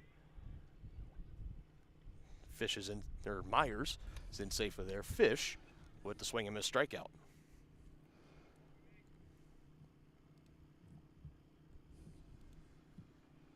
Now 2 outs. Let's see if Merrick can bear down here and leave that runner at third. On to Amon, and he starts him with a first pitch strike. Ooh. That loud thud of the mitt of Dorn heard all the way out here in center. That had some velo on it.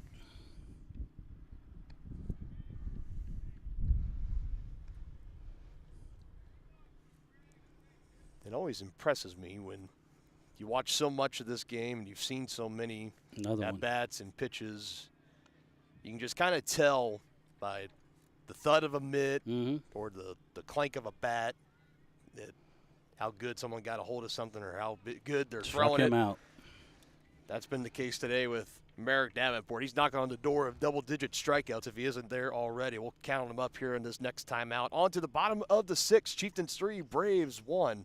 Here in Game 1. He's got 2. Hello, Four States. This is Jay Hatfield with the Jay Hatfield Auto Group. We've been serving the Four States area for over 29 years, and we now have 6 locations which offer Chevrolet, GMC, Ford, and Chrysler Dodge Jeep Ram. Each of our locations is operated by a Jay Hatfield family member or managing partner. At Jay Hatfield, we're here to earn your business and trust. We have approximately 300 pre-owned and 300 new vehicles in stock or on their way, and we're making deals. Come see us at Jay Hatfield location today and let us make you part of the Jay Hatfield family. When it comes to rehabilitation, despite what you're told, you can choose where you want to go. Physical Therapy Solutions in Tonganoxie is independently owned, allowing them to work with all doctors and your insurance to ensure a smooth transition, especially from a knee or hip replacement. Choose from one of their highly qualified physical therapists for an individualized plan of care to achieve long-term health benefits. Contact Physical Therapy Solutions today and let them help you. Go to ptsolutionsks.com for more information.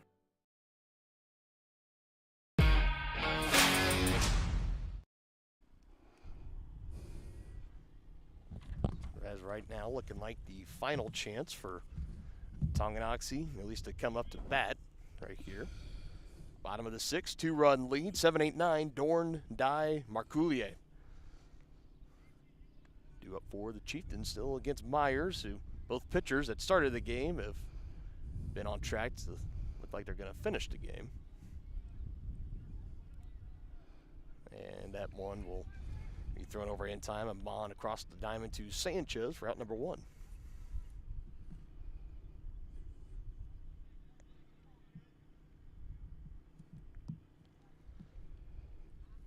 They mentioned the Braves had shuffled around, particularly on their infield, with the absence of, you had, was it not Caldwell that didn't lead the game. You had one of the Braves players was hit by a pitch early in the game, had to leave. Actually fouled a pitch off himself, according to the umpire. It was deemed not able to continue. So they brought in Amon to finish it out, moved him over to third. You had Fish moving back to catcher, Frazier over to second. A lot of mix and matching, if you will. Here's the 1-1. That gets out into left. Another one-out knock here for the Chieftains and Cale Dye, who's aboard safely once again. Back-to-back at-bats for him. Nicely done, Cale.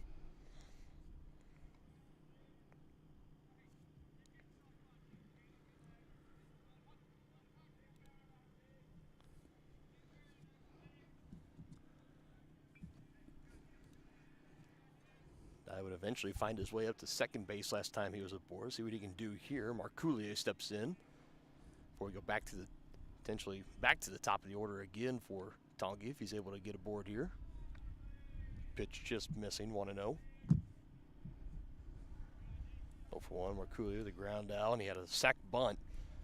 The first baseman his last time up, part of getting Cale Dye moved up to second base.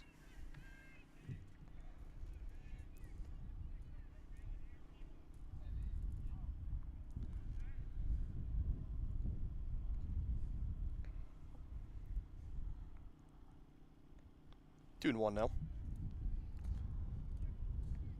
Coach Loomis at the helm with that sac bunt from Marcoulier continues to show year in and year out. Tongi not afraid to play small ball when they want to. Mm-hmm. Coach Loomis done a great job skippering these Chieftains over the years. It's one of the things that he continuously looks forward to every single year. I know he's got a young daughter that he coaches when she plays basketball. Oh, yeah. Also believes she plays softball, I would imagine, with that household, with Mom Casey also being active in the sport, coaching. And he always loves talking about that, and especially during the winter sports when we see him during basketball games and talking to him, you can just tell he is itching for baseball season. And oh, yeah.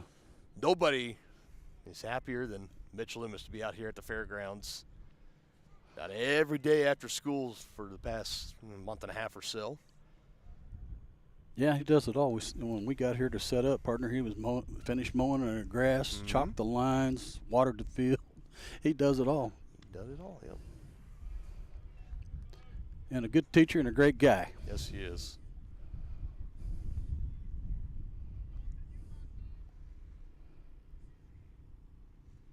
Maslak on a 1-for-3 day. That's a hit. That is a hit. It's going to go out into right field and go. It's going to bring one in to score for Tongi. And they will put the stop sign up on Marcoulier. He'll pull into third, and that's an RBI double for Bodie Maslak. Yes, it is. Safe to say he did not miss his pitch on that one. He did not.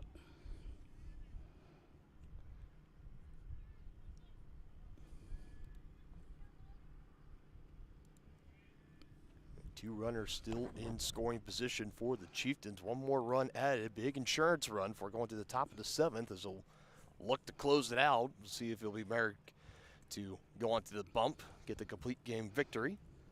We did look in the break, and he does have 10 strikeouts on the day. Yep.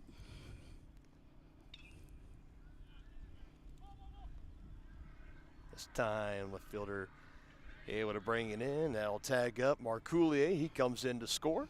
It goes as a sac fly and an RBI for Jacob Marins. You'll take it.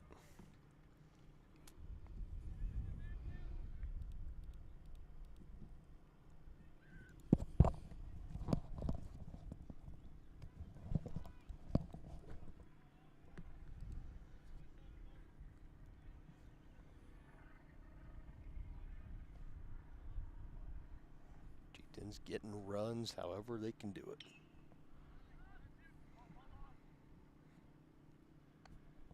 And this time to center fielder Caldwell able to bring that in, third and final out. 2 more runs brought in for Tongi. We head to the top of the 7th, 3 outs away for Davenport and company to take the Game 1 win against the Braves. We'll see if they can do it next on Tongi Sports Live. There are places where all roads lead to families providing for their loved ones and their community, where friends are found down every street. That's where you'll find us, taking time to get to know you, calling you by name, generation after generation. Farm Bureau Financial Services. It's your future. Let's protect it. Contact Farm Bureau agent Tex Vandervoort in Tonganoxie today. Make the landscape of your dreams a reality with a stop at Oak Creek Nursery and Landscape.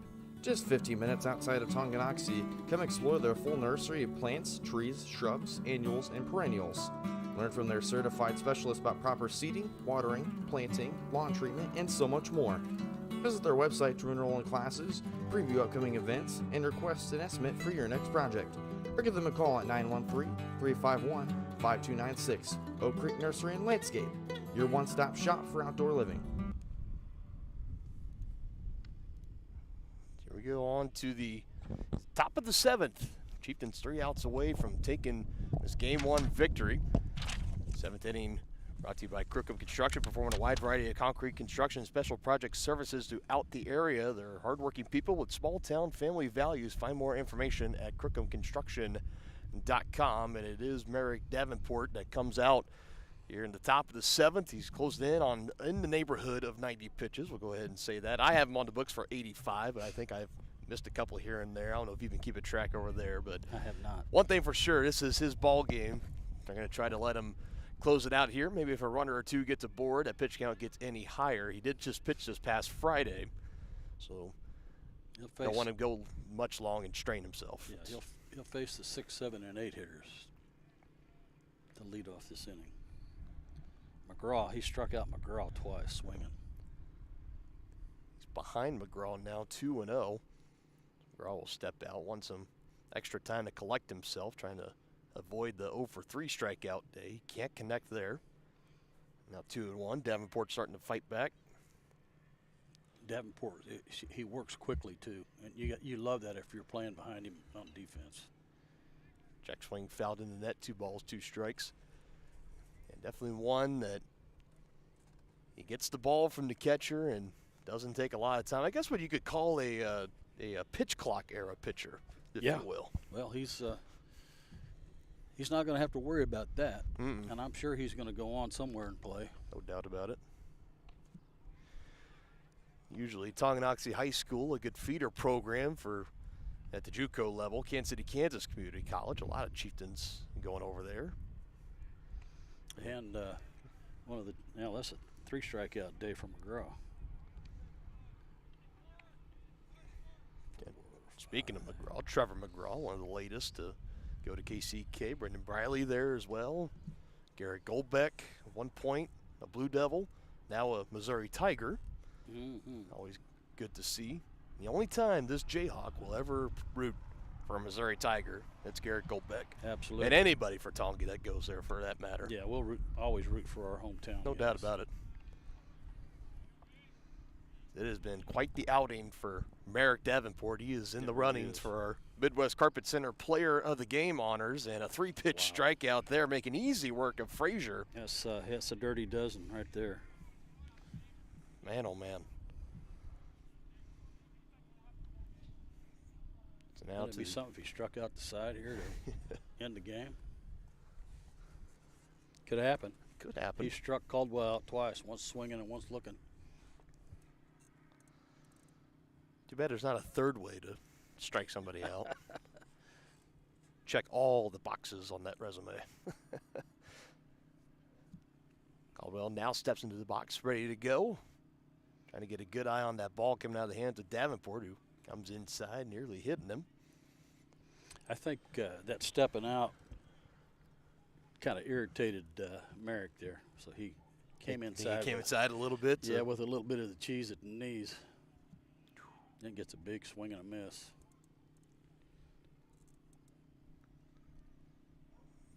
Right now, 12 strikeouts to just 2 walks on the day. One more strikeout, and he'll have a baker's dozen. Yep.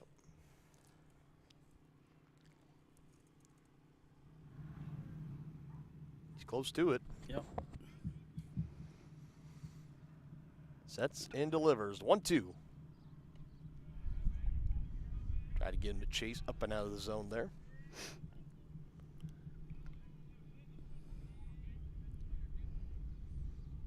Trying to strike out the side. And he does. Just a defensive swing there by Caldwell and not able to make anything happen with it, and that is the end of game 1. 0 for 3 with 3 Ks for Caldwell on the day. So the Chieftains. 13 strikeouts for Merrick Davenport. That is a awesome day for Merrick.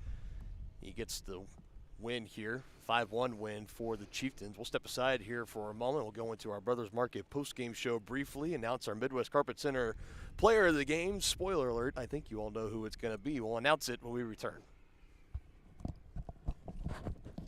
Shop local and save at Brothers Market in Tonganoxie, where we treat you like family. Brothers Market has great everyday deals throughout the store.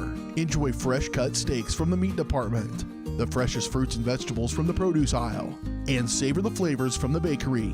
Check out their weekly ad to get the best deals on what you need. From apples to aspirin, Cool Whip to cool crisp lettuce. Brothers Market, open daily. Learn more at shopbrothersmarket.com.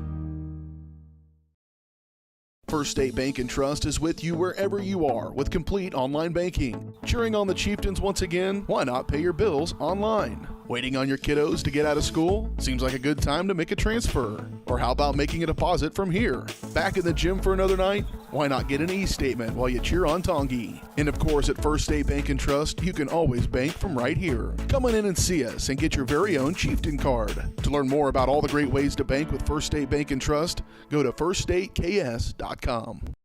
For more than 15 years, Lynch Real Estate has been a leader in the KC Metro. Hi, I'm Dan Lynch with Lynch Real Estate, inviting you to come let us prove to you why Lynch Real Estate is a name you can always trust. Dan and his team have built a reputation for unparalleled customer service and satisfaction by building lasting relationships. Learn more about Lynch Real Estate at lynchresidential.com or give them a call at 913-369-3000. Whether you're a first-time buyer or a high-end seller, I'm here to make it happen. The Tonganoxie Recreation Commission is committed to creating community through parks, people, and programs. And now, with their all-new activity center, the Tonganoxie Rec Commission can do even more. Tongi Rec understands the benefits reaped through recreation are endless. Tongi Rec has a long list of classes, activities, and programs for the young and young at heart. For program pricing and schedules, call 913-845-3502. Visit them at the all-new activity center at the Tonganoxie High West campus or go to tongirec.org.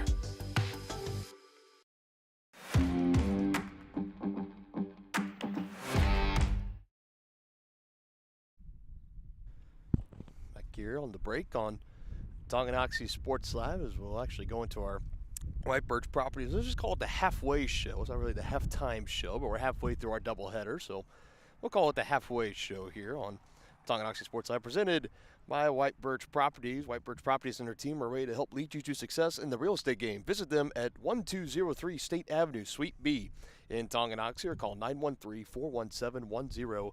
Dylan Funk alongside Dennis Drennan. Chieftains just wrapped up a 5-1 Game 1 victory against the Bonner Springs Braves through 7 innings of work. Tonganoxie 5 runs on 7 hits, no errors. Bonner 1 run on 6 hits, 3 errors in the field today for Bonner. Not the cleanest game out there for the Braves. He had, for extra base hits, a double for Bodie Mazlak, and he was aboard. Also had 2 singles. Brock Gibbs had a hit. Kale Dye had a hit. Holland had a hit. Marin's had a hit.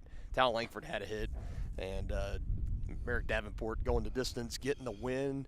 And today, that is why he is our Midwest Carpet Center player of the game. His stat line here in just a few moments, but the Midwest Carpet Center player of the game is brought to you by Midwest Carpet Center. They have all your carpet and flooring needs with professional quality and great pricing.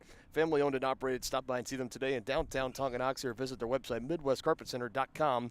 to learn more. 7 total innings going to distance today for Davenport. 6 hits, 1 run allowed. It was earned with 2 walks to 13 strikeouts, make it a baker's dozen for Merrick today, didn't he? He was dominant. He was cooking. He was baking. He was all up in the kitchen and serving up some sweets, man. I'll tell you what. I'm telling you. He was doing it today, was Merrick. That is quite the line for him, and he was also batting today, and he had just one official at-bat today. Did not have a hit. He was on with a walk and was had a courtesy runner come in for. I don't remember if the courtesy runner eventually came in to score for him or not, but he was also hit by a pitch. He was also hit by a pitch, so that's why just the one official at bat today. 2 for 4 day for Bodie Maslak with an RBI. He had a single and a couple singles. He also had a double, one single, one double. That's what he had on 2 for 4. 1 for 3 for Jacob Marins. Also had an RBI, and Talon Langford 1 for 2 with an RBI and a walk and a strikeout, but he also had that hit with the stake attached to it. Myers also going the distance for Bonner Springs, as we will dip it back into our White Birch Properties halftime show, halfway show, if you will. Myers going the distance, picking up the loss. 6 innings, 7 hits allowed, 5 runs, all 5 of them earned, 5 walks, and 3 strikeouts. A lot of 5s in there, and not the day that Myers was hoping to look for. Although I will say earlier in that game, Denny, it looked like for Tongi, they had 1 run early. There was the inning after that where they had a couple runners aboard, and he was able to get out of the inning. There was, in the first half that looked like he was able to keep the Chieftains from really breaking the game open. He allowed 2 more in the bottom of the third after 1 run in the bottom of the first, so it made it 3-0 Chieftains. Braves got a run in the top of the 5th, made it a 2-run ball game. Tongi answered with 2 runs in the bottom of the 6th, and that was all that was needed in this one. Again, teams were stepping aside here. They will resume in about, from right now, it is now 5:35, so I get pretty close to that 6 o'clock hour, top of the hour, we'll say, is when they will get started here. So we'll step aside here on Tonganoxie Sports Live as well. Again, thank you for watching along with Game 1. Chieftains get the win 5-1 over Bonner Springs. They'll go for the sweep coming up next here. We'll be back with starting lineups and first pitch in Game 2 on Tonganoxie Sports Live, your home for Chieftain Athletics.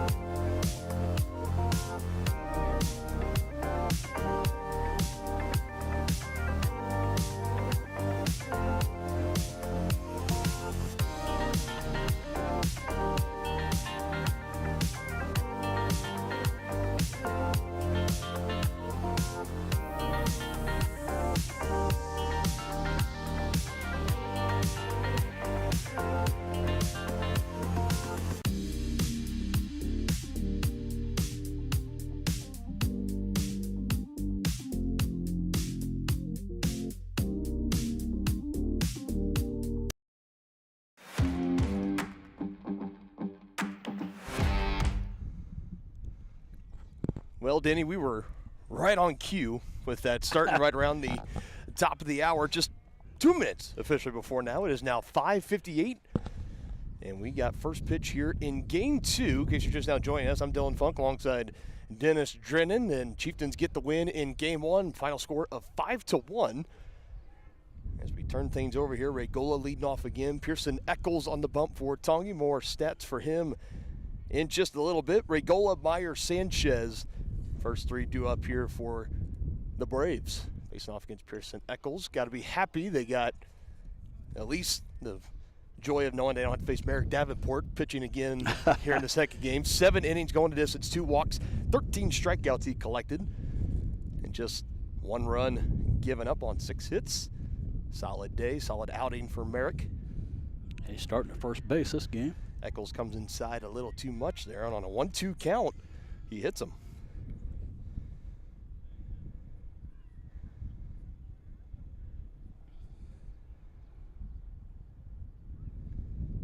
So that is how Eccles starts his first inning of work here. Top of inning number 1 here in Game 2.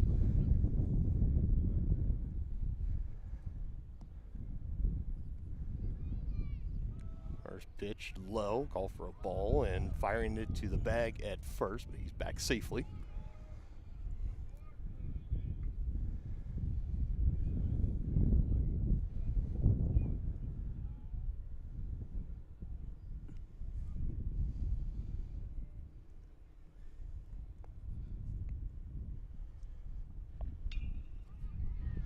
This one's put into play, and that is out into right field. Maslak is there, and going from first to third will be Regola.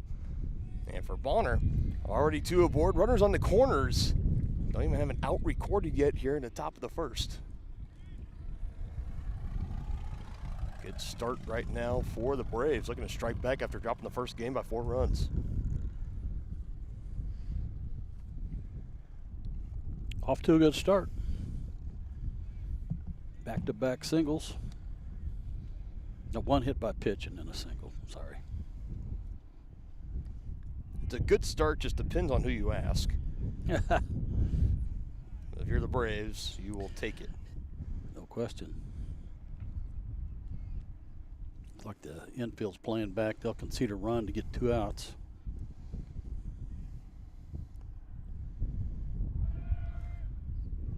Goes for second again. Ball is there, and they don't get the tag, and the run comes down in Regola, so he scores, and the Braves, for the first time this afternoon, first time in this doubleheader, have the lead. Myers is caught stealing. He came off the bag. He was initially there, but he came off the bag, and good job by Gibbs keeping the tag on him.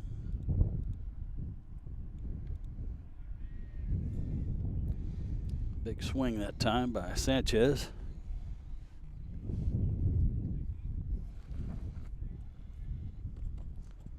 Righty versus lefty.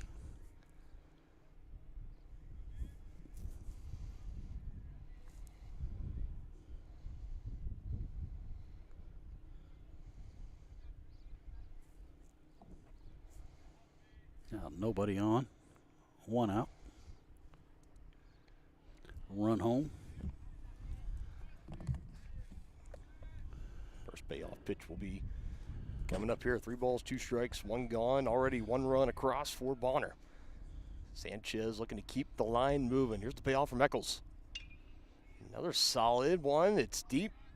Nice Throw play. to the bag in time. Stretched by Merrick for extra measures. He goes from the pitching mound over to the first base bag, using that length to his advantage. Nice play over there at second. Again, it's Brock Gibbs. Yeah, nice play by Gibbs and a really nice stretch by Davenport there to record that out. There's a ball from my view out here in just right center onto the berm here. And looked like initially I thought it was going to get by Gibbs and go into the outfield. He was able to snag it and throw it over to first in time, and it helps when you got the length of Davenport at first to help bring it in. That's a nice play to make it 2 gone. Yeah, he had to backhand that going towards second base and had to make a quick throw over there to Davenport. He was able to do that. So nice play by Gibbs. No doubt about it.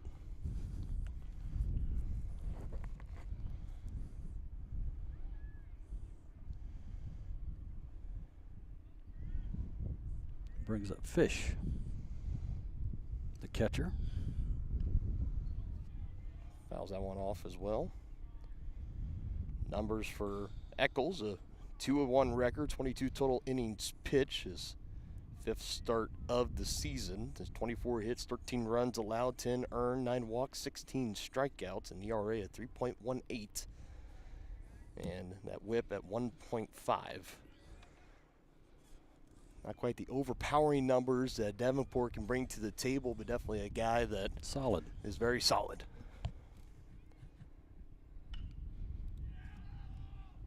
And foul. It got out, just out of play. Long at bat brewing here with Eccles and Fish. 2 balls, 2 strikes in the count. So we're Dorn once. They gave him the big breaking pitch, just able to get a piece to foul it off. Yeah, in that first game, we started right about 4 o'clock. The game was just about an hour and a half to play all 7 innings, and you and I were talking about it, that it went by like a breeze, no pun intended with the wind today. This one has popped up, that will also get out of play. But we didn't have very many long at-bats like this one here. Right. And you had pitchers going out and were throwing strikes, not having these long counts, long at-bats. They able to hum right through it.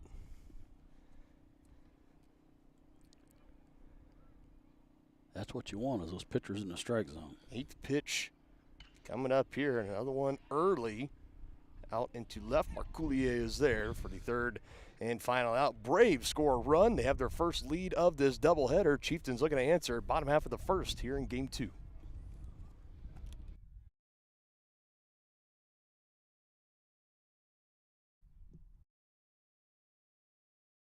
Does your roof have possible storm damage? Looking to get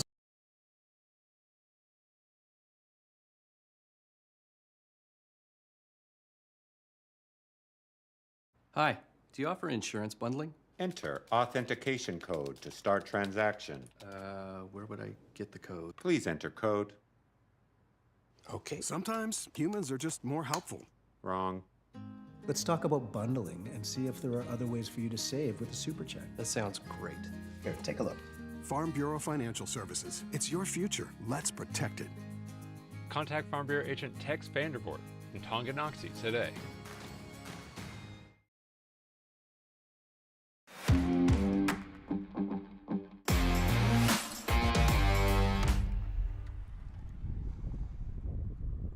Chieftain baseball tonight presented by Kansas Insurance. They believe in taking time to issue personal care and attention to each individual client. See how Kansas Insurance can help you out today at 913-369-6600. Into the bottom of the 1st inning, Denny and Tongi trailing for the first time today. Now it's about how will they respond, and it looks like they'll be going up against the arm of number 33, Christian Sanchez, here in game 2, as Bonner will send their lefty up to the bump for game 2. Yeah, see if they can get some timely hitting. Chieftains now 9-6 overall. Braves fall to 4-12 after the results of the 5-1 Tonganoxie win in game number 1. Chieftains looking to complete the sweep here. And the story on them this year is that they have fallen into the pattern of going out and splitting doubleheaders, win 1, lose 1, win 2, lose 2, just kind of that 500 pattern. First pitch swinging out high here into center field, and they're under it, able to bring it in. First pitch swinging for Bodie Maslak, but he hits it right at Lund, who is the first time making an appearance here today. He's out in center. He brings it in for the first out. Thought initially might be able to do something with that high fly ball, but it goes to Lund in a hurry out in center. 1 pitch, 1 out for Sanchez. See now pitches to Marins. Overall, the lineup for Tongi compared to game 1, relatively the same. Holland was the DH. He's taken over at shortstop, with Eccles now being the starting pitcher here in game 2. Talon Lafer still batting cleanup, followed by Gibbs and Davenport, Dorn, Marcoulier, and Eccles, who did not bat in the first game. He will bat 9th here in game 2. 2-0 is swung on, and over the first in time, 2 up, 2 down for Tongi here in the first.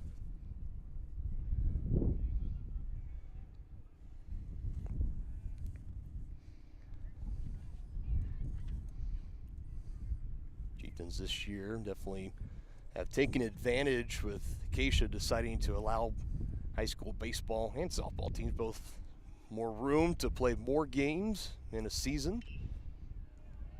Another one is first pitch swinging that just goes foul, which is something that if you've known Coach Loomis for a while, he's been advocating for. And the reason why is you look at the record this year for Tongi, again, 9-6. When you also consider the competition that they've been facing, especially earlier in the year, they love to go to tournaments, play a lot of tough 5A, 6A competition, play a couple steps up. Great teams they've been able to face and kind of know. I always like to call them measuring stick games to kind of know that's the kind of level that you have to play at, the competition you got to be able to be willing to face off against if you want to win the ultimate prize in a state championship, as Lund will come over once again. First inning goes to the Braves here as we head to the second. 1-0 Bonner on top of Tongi. For more than 15 years, Lynch Real Estate has been a leader in the KC Metro. Hi, I'm Dan Lynch with Lynch Real Estate, inviting you to come let us prove to you why Lynch Real Estate is a name you can always trust. Dan and his team have built a reputation for unparalleled customer service and satisfaction by building lasting relationships. Learn more about Lynch Real Estate at lynchresidential.com or give them a call at 913-369-3000. Whether you're a first-time buyer or a high-end seller, I'm here to make it happen. Shop local and save at Brothers Market in Tonganoxie, where we treat you like family. Brothers Market has great everyday deals throughout the store. Enjoy fresh cut steaks from the meat department, the freshest fruits and vegetables from the produce aisle, and savor the flavors from the bakery. Check out their weekly ad to get the best deals on what you need. From apples to aspirin, Cool Whip to cool crisp lettuce. Brothers Market, open daily. Learn more at shopbrothersmarket.com.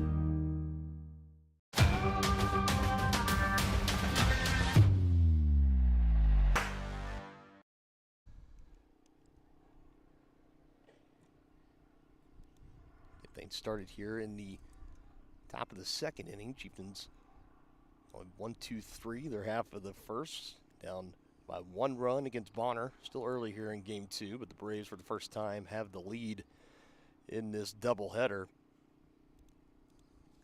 Pearson Eccles still pitching for the Chieftains. You got middle part of the order right now. Frazier batting 5th. He's over starting at first, followed by Frazier at third, Beats over at second. He's batting 6th, and Wint, new here in game 2, did not appear in game 1. He's starting out in left and is due up third here against Pearson Eccles.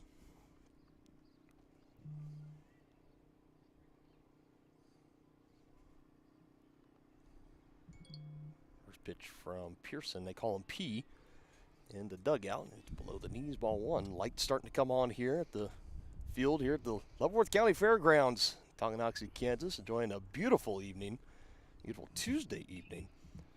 Enjoying this baseball doubleheader, originally scheduled for just one varsity game that would be starting right now at just the 6 o'clock hour, but woke up this morning, either the Bonner JV team or Tonganoxie JV team, one way or another, wasn't able to compete, so varsity teams deciding let's just go ahead and play 2 7-inning games, and that's what we've been doing today, is taking care of that.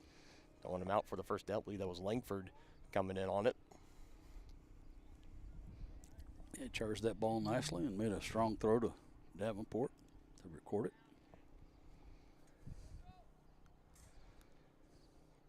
Just getting the spring sports season underway. We'll be back at it for softball next week as the Lady Chieftains will host the Baldwin Bulldogs.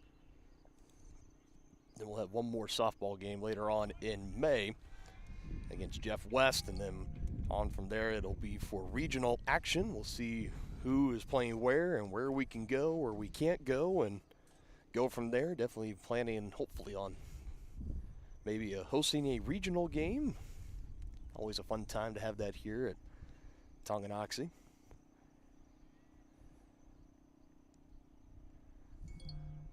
As of right now, you got the first round. It's the top 8 teams would host their first round regional game. Tongi currently in 4A, right at that 8 line, so they'd be the last hosting team. Swing and a miss there for Eccles.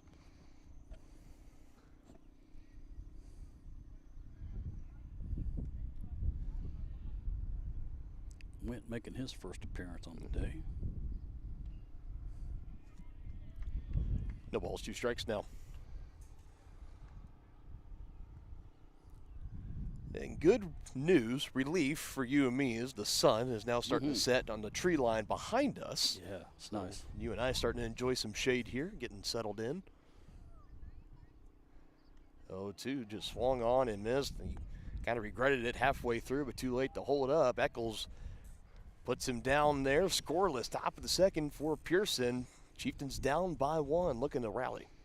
At Kansas Insurance, we know one size doesn't fit all. In fact, our whole mindset is based on customized policies for you and your families. We're local, and we do what we do because we care about you. Think of us as brokers for your insurance needs. Working with Kansas Insurance gets you the award-winning service and attention to detail that only an independent agency can provide. All across Kansas, we're here to help you manage and plan for all types of risk. Contact a local agent today. Kansas Insurance. Local, independent, serving you.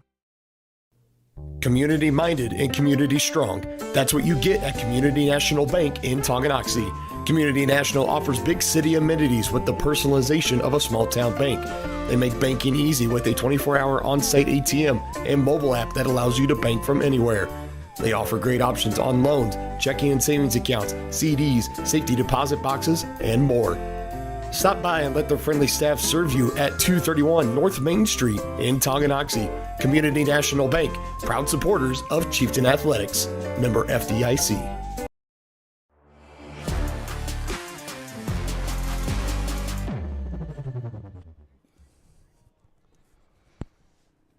Another chance here for the Chieftains after they went down 1-2-3. So 4-5-6. Talon Langford, Brock Gibbs, Merrick Davenport.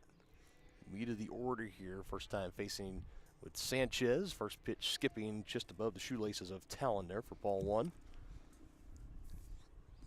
Talon able to collect a hit in the first game. Also had an RBI. Able to draw a walk, and he struck out once. Had a big rip at that pitch.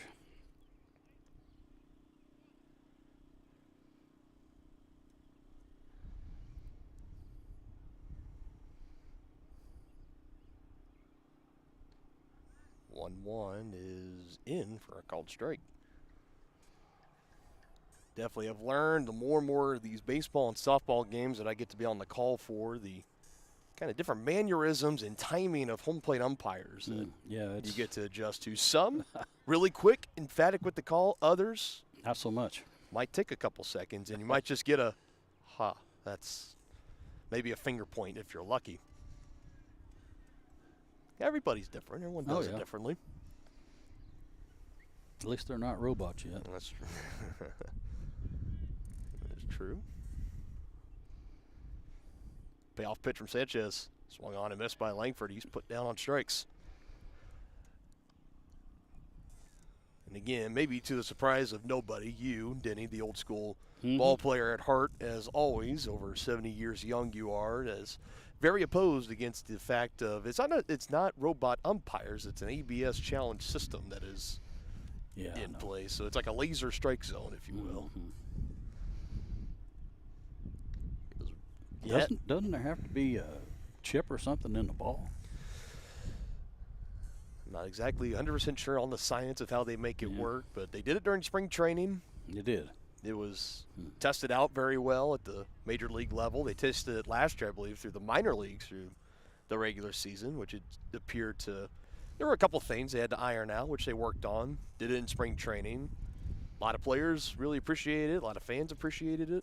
Coaches alike. So how does it work? You can challenge a strike call? You can.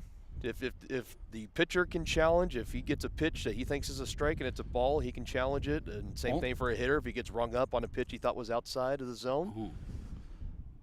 Well, but the whole thing Major League Baseball's been trying to do over the last few years is speed the game up with the pitch clock and everything. Seems like if you can have all these challenges on pitches, it just slow things down. Well, it is not of the unlimited variety. I believe you do get maybe just one. There's a cap either at bat or per inning that you can use. I'm pretty sure it's just once per at bat. Maybe a hitter can use it once and a pitcher can use it once. I'm sure that'll probably be something that'll be addressed, because then if you leave it so you can do it unlimited times per inning, it can get abused that way. Then you're talking about you are slowing the game down in that sense. As that's a solid ground ball, gets out into right field and slowing up. Gibbs will move to second. That's a nice single for Merrick Davenport.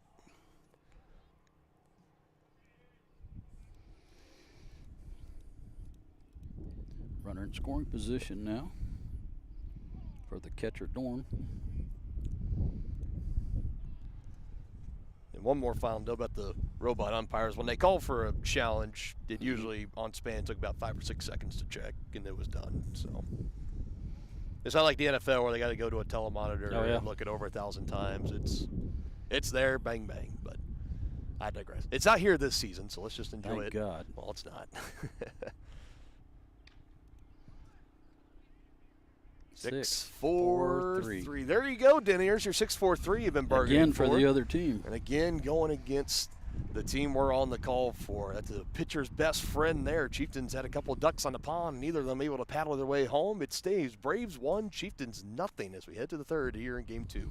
Are you ready for a mouth-watering journey down memory lane? Introducing Flashbacks. Start your day off right with our fluffy pancakes, omelets, or a cinnamon roll. For lunch, sink your teeth into our juicy made-to-order burgers, Philly cheese, and more. Flashbacks' friendly staff and welcoming atmosphere make every visit a delight, and their menu is filled with comfort food that will give you those warm, delicious flashbacks. Visit them today in downtown Tonganoxie, open 7 days a week from 7 a.m. to 12:30 p.m.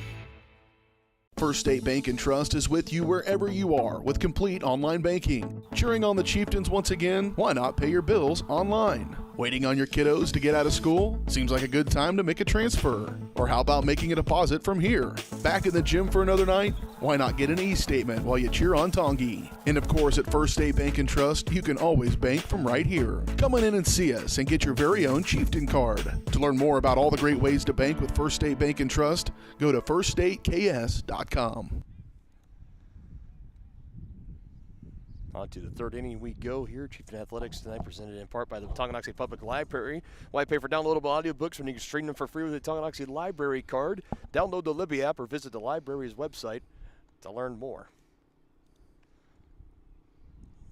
Now start the third inning. Get our score bug updated here on the screen. 1-0 still to score. Braves were able to tack on their lone run here in Game 2 back in the top of the first innings. The only time they've held a lead so far here in this doubleheader. Chieftains got the win in Game 1, 5-1.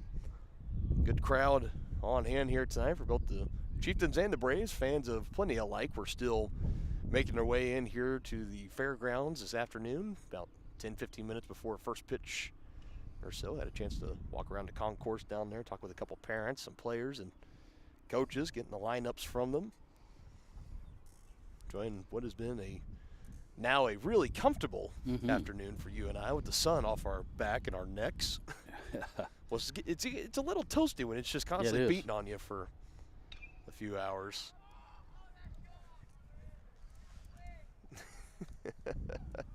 Someone trying to say it was gone, but Bodie Maslek says, I disagree.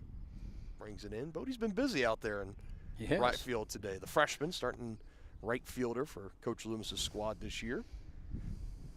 He's got a very high outlook for him, a three-sport athlete. Imagine he's going to be at least within the realms of competition for the starting quarterback role this upcoming fall for the Chieftain football team off of back-to-back sub-state championship appearances in Class 4A. We've seen him during JV boys basketball games at point guard, and he's got some skills. Yes, he does. Out there. Good athlete. And that's solid worm burner out into left. And so far from what you and I have been able to see today, he's pretty good in baseball too, at the plate and so far in the field. It's going to be exciting to watch him over the next 3 years. Yeah, we've been fortunate. We've got to watch some of these young men and young ladies, grow up in front of our eyes, literally. It's been a lot of fun. Older sibling Emerson Maslek also will be a returning senior next year. Player on the ladies basketball team. Also a good athlete. Yeah, Lady Chieftain squad, the whole team returning this year. No seniors on the squad. It's Alyssa Schoenick and Emerson, Addie Schooler, Clea Baldock, everybody all going to be coming back. Adlin Johnson. Yeah. Should be a good squad. Sky high. Gibbs calling for it in the infield, dancing around, and brings it in. Future Perk Hill Pirate able to collect the out there.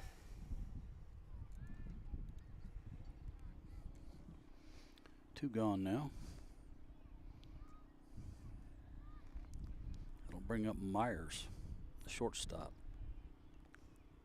He singled and was caught stealing. The losing pitcher in game one. All 6 innings of work for the Braves. With those 5 runs, all 5 earned for Tongi. Braves also, they didn't really give him many favors in the field as they committed 3 errors in that first game. They did.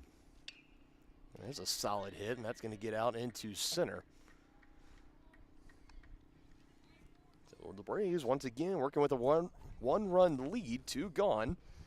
They've found themselves in this position many times in the first game. First and second, 2 outs in an inning. A hit can really put this game well in the favor of Bonner early, as it now moves down into the lineup to Sanchez, the pitcher. And who else would want to get this big hit than the pitcher? Yeah, help his own cause here.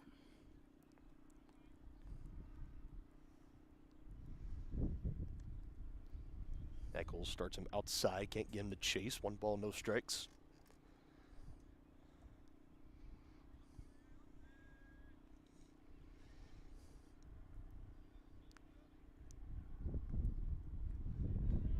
Scoop by Dorn, able to keep that from going to the backstop, letting everyone move up another 90 feet. Still first and second.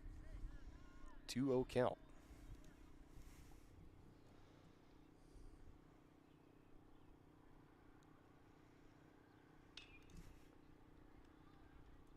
No bobbled there at short, still trying to get the out at first, and they do. And with 2 gone in the inning, that will do it. Nice hands from Holland. Took an extra half second to collect and throw across in time to Davenport. Again, the Braves leave 2 on, and they still lead 1-0 after 2.5. Your home for live, local sports. Varsity Sports Live delivers professional level coverage with high-quality video and broadcasters that know your schools and community. Touchdown, Tonganoxie! With the support of local businesses, you never pay to watch varsity sports. Live, local, free high school sports coverage. That's Varsity Sports Live. Grass gets it away. Moore's down the middle. And he makes the catch in the end zone. Touchdown, Trojans. Keep up with the action at varsitysportslive.com. Live, local, free high school sports. The same look and location of a classic drugstore with the services and supplies of a modern pharmacy. That's what you'll find at the Downtown Drug Store in Tonganoxie. Of course, Downtown Drug is the local choice for your prescriptions and health needs, but did you know they have the best selection of Tonganoxie Pride and Chieftain game day gear in town? And a whole lot more. Cards, gifts, home decor, and even the best way to satisfy that sweet tooth. The Downtown Drug Store. Call 913-369-3800 or visit them online at thedowntowndrugstore.com. Chieftain Baseball tonight presented by Wizard of Paws, Tonganoxie's family-owned pet grooming salon with a combined 48 years of experience. Schedule your pet's appointment today at wizardofpawstongi.com. 2.5 innings through here, the second game of our varsity doubleheader. Braves with a 1-0 lead. Chieftains trying to answer here. Going to the bottom of the 3rd inning. Bottom 2 before going back to the top. Marcoulier, Eccles, and then back to the top with Bodie Maslak. First pitch swing and miss strike to Marcoulier.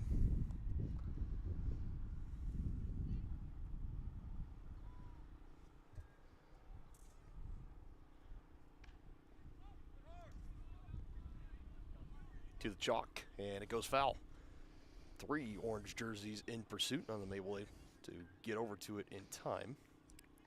It was in no man's land. A for effort, though.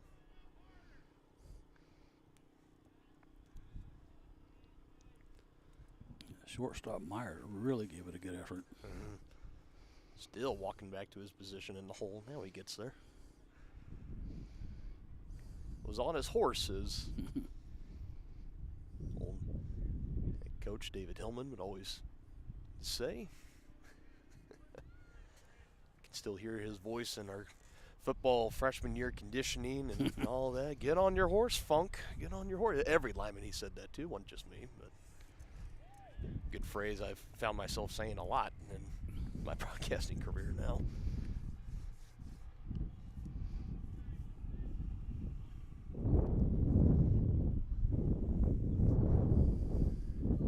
And winds gust up. I imagine now it's probably getting close to maybe 20 miles per hour, maybe. Yeah, that's. I checked between games, and it's still gusting to 18 to 20. First pitch from Sanchez, about nose level to Eccles for ball one. Hasn't been too severe today. We definitely have had to deal with worse, especially no question. In our spring sports broadcasting time here on Tonganoxie Sports Live over the years, where it feels like there was a stretch there from 2022 and 2023 where it felt like every game we did, the wind was no calmer than 25, 30 miles per hour. Yeah, we did a couple of Johnson County softball games where we had 40-mile-an-hour gusts. We did. And you talk about an adventure. If the ball was hitting the air, you never knew where it was going to come down.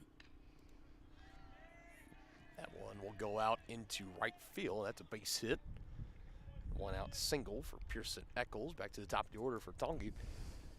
I mean, I had never seen a solid line drive foul ball that's going into the gap in right center, and then all of a sudden it's getting pushed and the left fielder is able to catch it.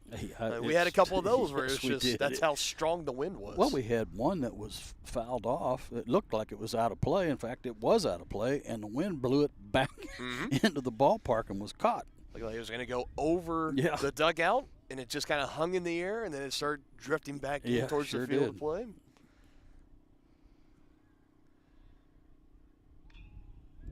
Pulled and foul. That shortstop Myers has got some wheels on him. He looked like he lost his hat on the way, too. Too fast for his hat. Cuts down, gets him on the wind resistance, I guess, maybe. Got the bill of the hat and just not doing enough for you. Just let it go.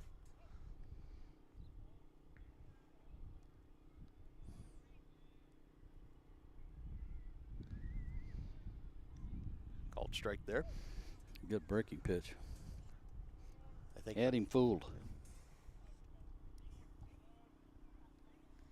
1-2 to count to Maslak. Eccles on with the one-out single. He's at first. Sanchez, a good look at him. The lefty is. He'll step off. Another good wind story. I always think last year Johnson County baseball, where the wind was so strong it felt like every other play the outfielders' hats were blowing around like tumbleweeds in the outfield. It was almost better off just going out without the hat that day. And if it was an overcast day, they might have elected to do that, but it was no cloud, not a single cloud in the air that day.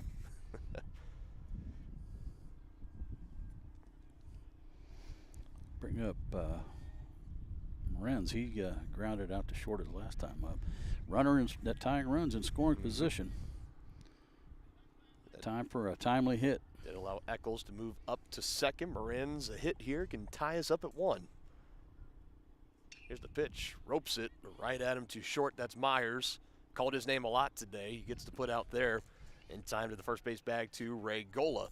Now the runner left stranded here for Tonga. And after 3 innings, Braves 1, Chieftains nothing. Bonner Springs looking to split here in game 2.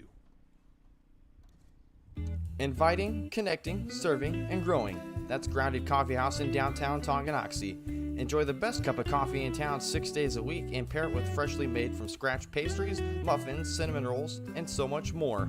Plus, check out their beautiful event center, Grace Hall. Perfect for your next gathering, celebration, wedding, and party. All profits go towards local and international charitable projects and organizations. Drink local, support local at Grounded Coffee House. Place your order for dine-in or carry-out at groundedcoffeehouse.tonganoxie.org.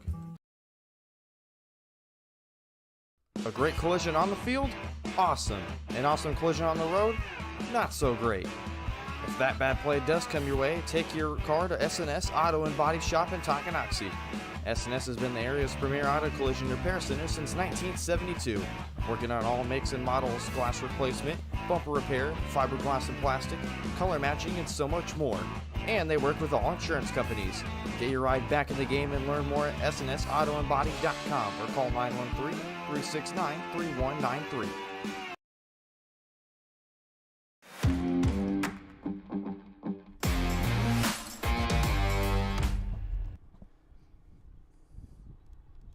Move on now. It is the 4th inning. Chieftains down by a run. They were pretty much in control in the first game from start to finish, trailing for the first time this afternoon, and right now this could be a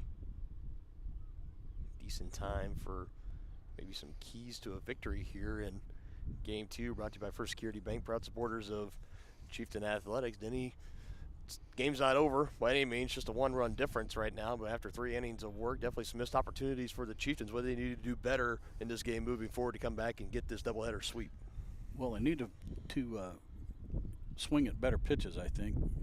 They've swung at some pitches out of the zone that's resulted in outs. If they get a man on, I wouldn't be at all surprised if Coach doesn't play a little small ball trying to get him into scoring position. But we'll see. And key to the game brought to you by First Security Bank, your new locally owned community bank in Tonganoxie. Stop by and meet their friendly staff today at 415 Stone Creek Drive. That one gets up and out of play. Foul ball.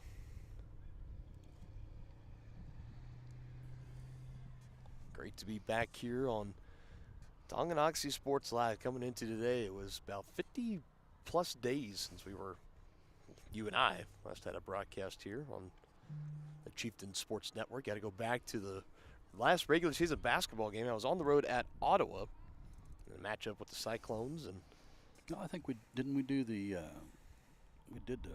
wrestling, regional wrestling, right? Well, yeah, that was in there too, correct?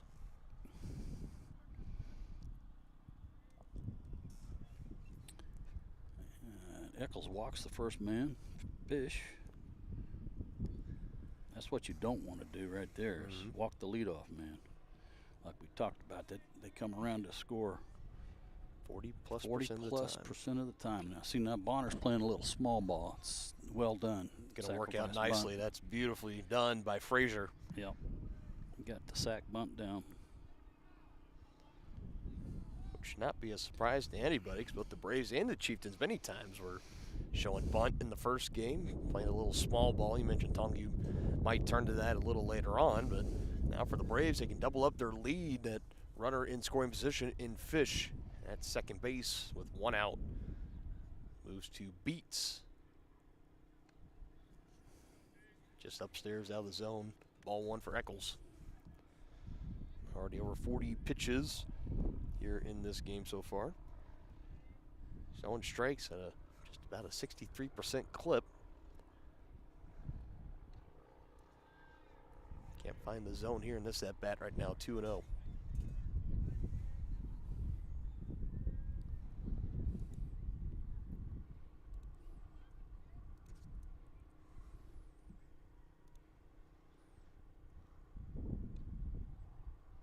No now.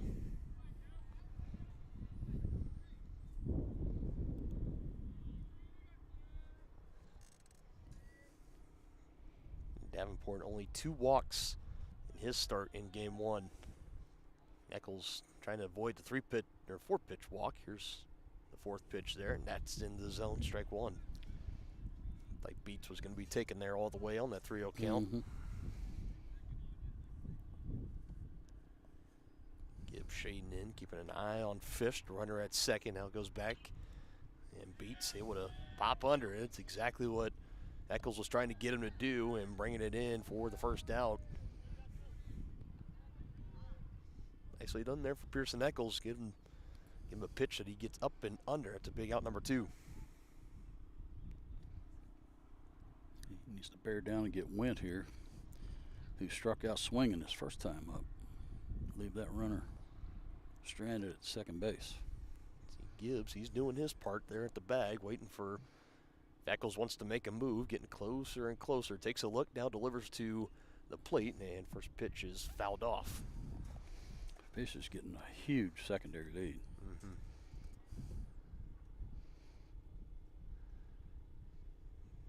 Yeah, I mean, you can see it. That's a... Yeah, just watch on the pitch. Mm-hmm.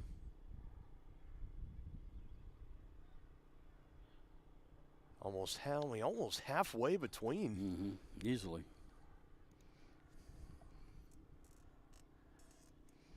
He's trying to do the best he can to play some mind games, get under the skin of Eccles. Yeah, Eccles just needs to bear down and get the runner, or get the batter. Glance and deliver. Wentz rolls it over. Talon scoops it up. Missile across the way to Davenport in time for the third and final out.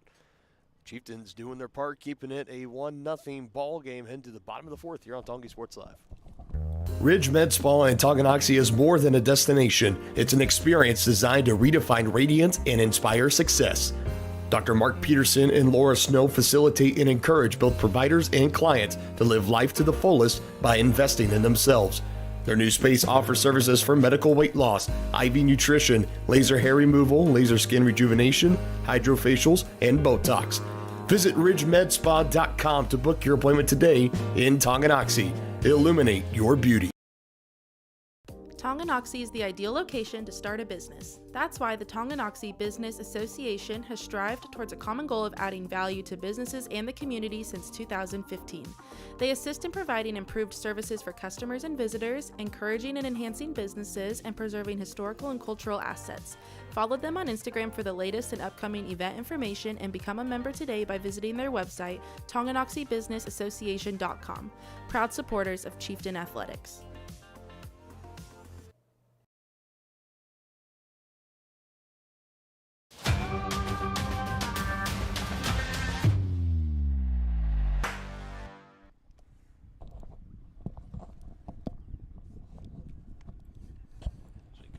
Here, bottom of the fourth inning. Chieftain Athletics presented by Lynch Real Estate, your hometown real estate company. They'll help you buy your next home and make your real estate dreams come true. Lynch Real Estate, a name you can always trust. Just a one-run ball game right now in favor of the Braves. Looking to, at best, come out with a split in this doubleheader. Meanwhile, for Tonganoxie, looking to get a rally going, retake the lead, complete the sweep. That would bode nicely for them as they go into their next matchup with the Baldwin Bulldogs.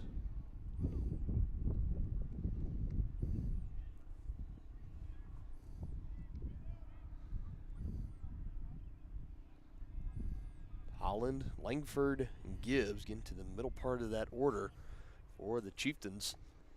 Perfect time. Want to start to do some damage. This is the part of the order you want to lead off an inning. Second time through. Facing off against Sanchez, who starts with the first pitch strike. Yeah, Holland flied out to center field his last time up. Looking to find a hole here. Trying to get that leadoff runner on. Another breaking pitch. That gets the call as well. 0-2. He went to the well back-to-back times. Yeah, that was a nasty pitch. Throwing strikes at a clip at around 68% so far as Sanchez as he delivers an 0-2. Grounded over to short in time. Myers gets it to the bag.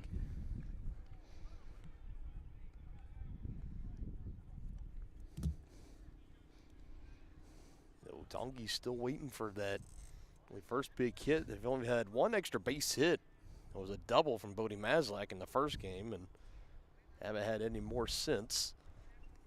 Really haven't been in any extra base hits today. We did have a single and a one-base error in the first game. There's one of the 3 errors that the Braves collected. Tongi was very clean, very efficient, no errors.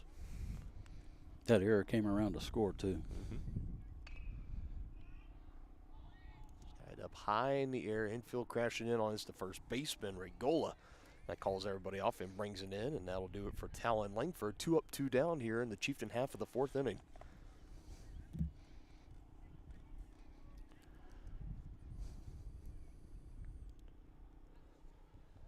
this just the start here in Game 2 that you were hoping for if you were Sanchez and the rest of this Brave team? And the Braves just have to be happy they don't see the big unit on the bump for the big unit. That's what you're giving him, Yeah. Merrick Davenport. Yeah. He kind of reminds me of Randy Johnson. That tall, lanky, arms and leg delivery. Yeah. Could bring plenty of velocity with it. Oh, yes, he does. Many times in that start, he would rear back on a fastball, which reading articles that say as a junior, he can touch low 90s on his fastball, which is very impressive at this point in his career. And sure sounded like he Yes. reached that on a couple, at least. We'll get up and away, foul ball, and back-to-back pitches. Yeah, just off the thud of the mitt alone, and it sounded like we were right behind home plate. And it was picked up on our microphones like we were just behind home plate with how loud and solid the thud was. Baron Dorn's catcher mitt, but it was, in fact, we're all the way out here in center field, so it goes to show just how hard he was really throwing it. He was dominant, not just with his fastball, but he had command of his off-speed pitches and moving the ball around. He was dominant. Puts in the work, works really hard. He's committed to his craft, and that's what you it can takes. tell on outings like that. That's not an overnight success. That takes years and years of dedication, hard work, training, practice.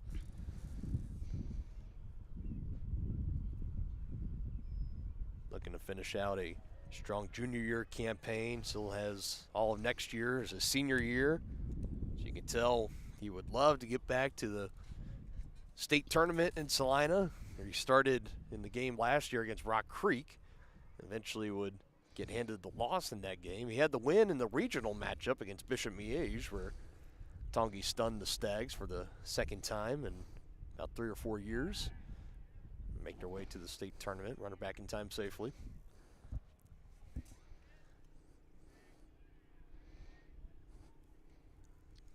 Davenport singled his last time up. Let's see if he can. Sanchez hasn't thrown him a pitch yet. He's gone to the bag back-to-back times, keeping an eye on Gibbs. Doesn't want him to get too far away from the bag at first.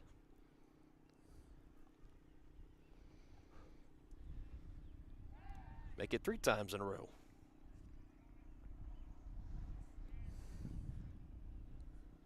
If this was the MLB, he would not be allowed to throw over to the bag again. Another one of those time rules. Sanchez, first pitch to the plate, and it is out of the zone for a ball. A good time for an extra base hit.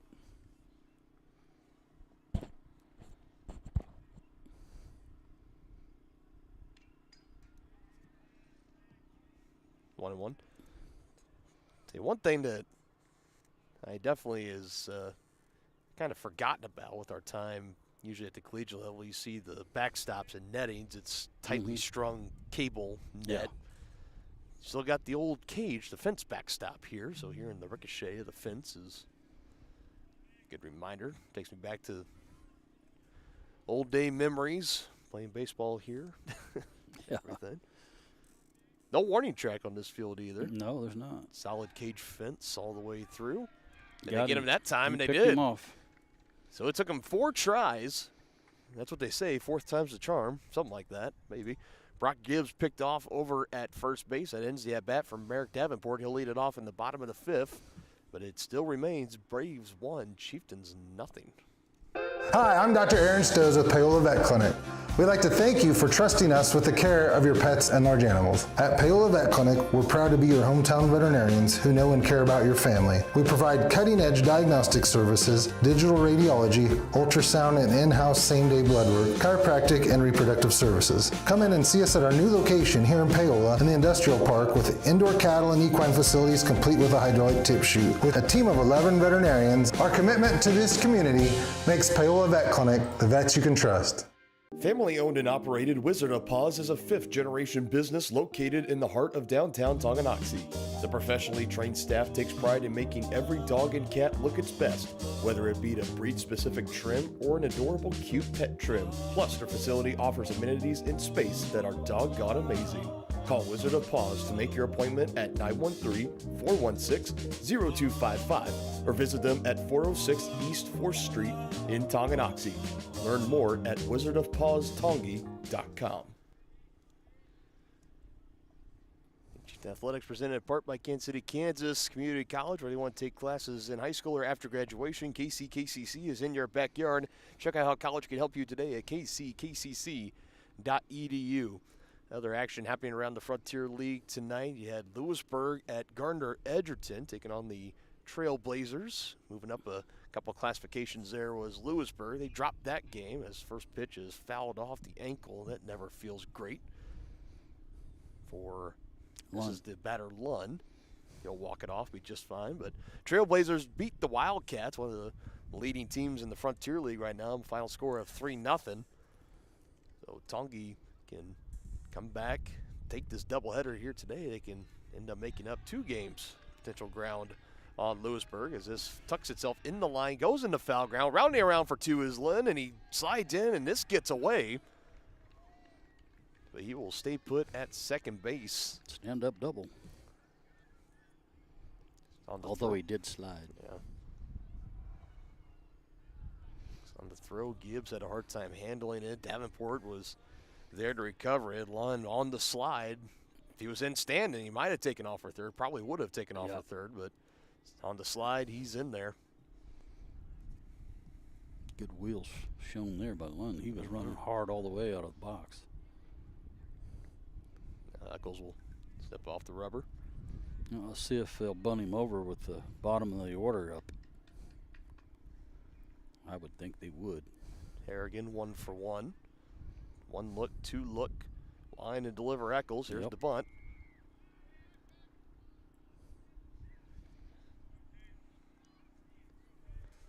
So has one more strike to work with. Wants to try to put it down and play.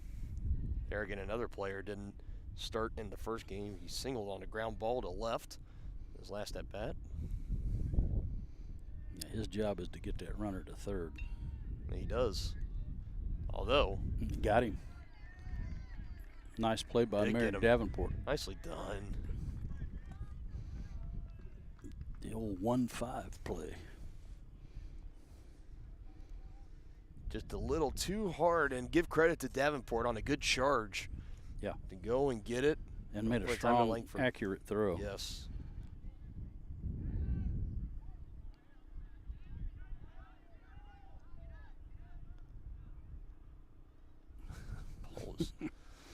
Loose there for a minute. All good now.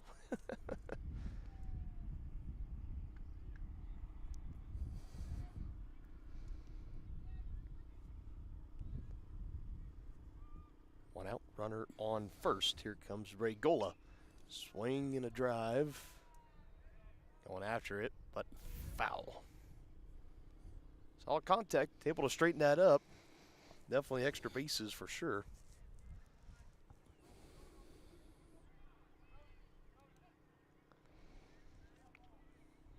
That's a big play by Davenport, cutting that runner down at third. He'd have been there with less than 2 outs. Another one fouled off the foot. Now 1 out and a runner at first. Nicely done. Can take that leadoff double just out of the equation, like they weren't even there. That's always huge. And credit for Harrigan. I mean, he got the bunt down. He did. It was a good bunt. Just a beam better play for Davenport over at first. No question about that. Chopper, Gibbs, 4-6, and not in time over there at first, but they do get the runner at second. Harrigan wanted to stand on the bag, make sure that he was called out. Now he gets sent back to the dugout. So close to another double play for you, Denny, but. Yep. Close, but no cigar. You cut the runner from getting down in scoring position. You'll take that. Sure will. Meyer singled his last time up. Let's see if you can shut him down here. Here's the runner goes. The throw is there. He got him. By a mile. Caught stealing. And putting up the hands is Regola. Thought maybe there should have been a swing attempt or something on that, but he is thrown out at the bag at second. We're through 4.5 right now. Chieftains only down by 1 run. Looking to plate their first run across here in game 2. Let's see if they can do it on the other side on Tonganoxie Sports Live.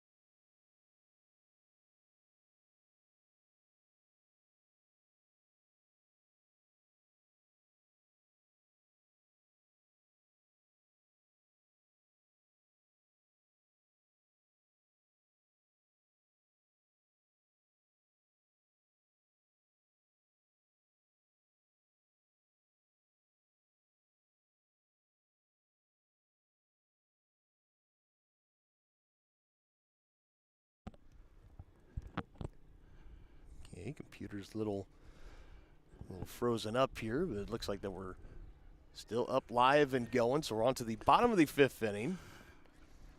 Merrick Davenport leading off. Yep. Y'all just stand by, wait for this computer to want to cooperate eventually. Hopefully, it'll go. Next pitch, laying off again, does Merrick. 2-0.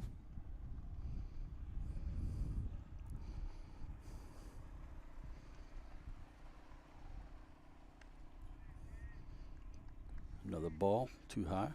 3-0 count to Merrick.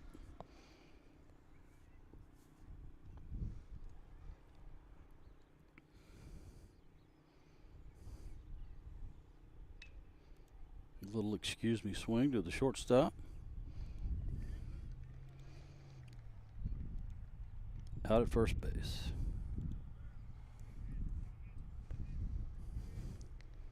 That'll bring up Dorn. He hit into a 6-4-3 double play his last time up.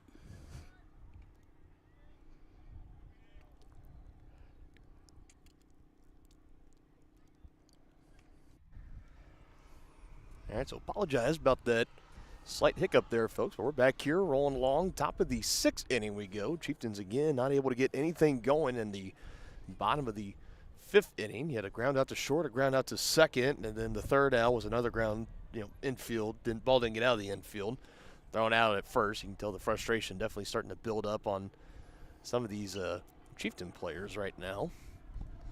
Got an 0-2 count at the dish here to. I got this as Fish. It's currently up. I think this is Sanchez.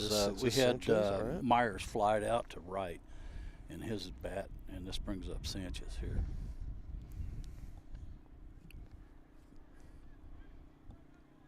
That you would be right on.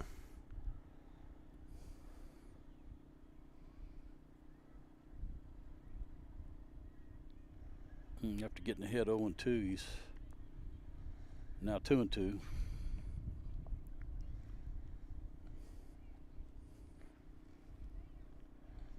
Chieftains don't want to give up any more runs.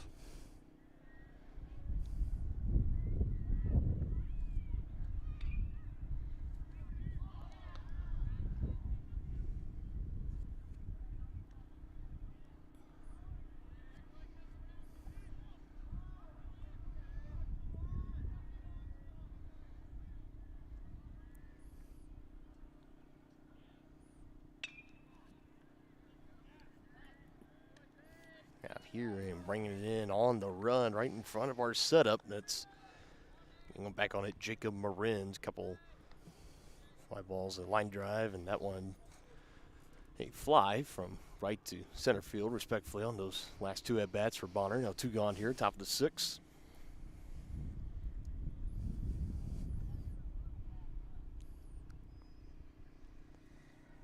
So now we should have Fish up to the plate, and we do. He takes a called strike.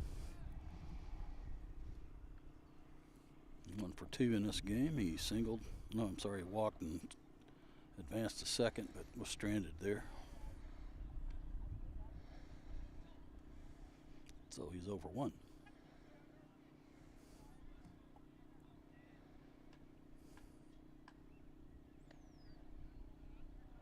That looked like a good pitch, just a little low and outside, I guess.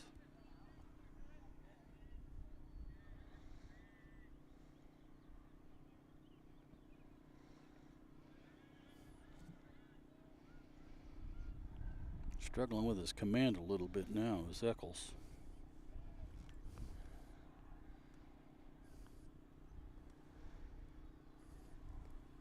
At 2-2. One out into the outfield. Braves leading the way in hits in this game right now. Another one put out to the left. Marcoulier there to cut it off. 2 out single.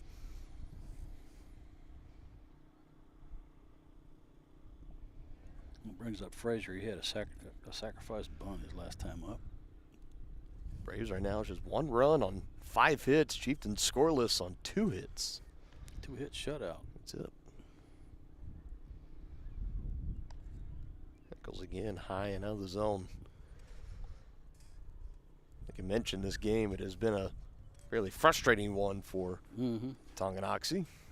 The lack of offense has definitely been frustrating. You see it on the faces and the body language of the batters, trying to run it down the bag at first and being put out in time. See the shadows creeping from the outfield towards the infield. That reminds me of a Yogi Berra comment. I believe they're in Boston, and of course the Green Monster was famous for casting shadows in left field. And Yogi was talking to a player, and the player was commenting that, yeah, those shadows get pretty bad out there in left field. And Yogi's famous line is, yeah, it gets late early out there.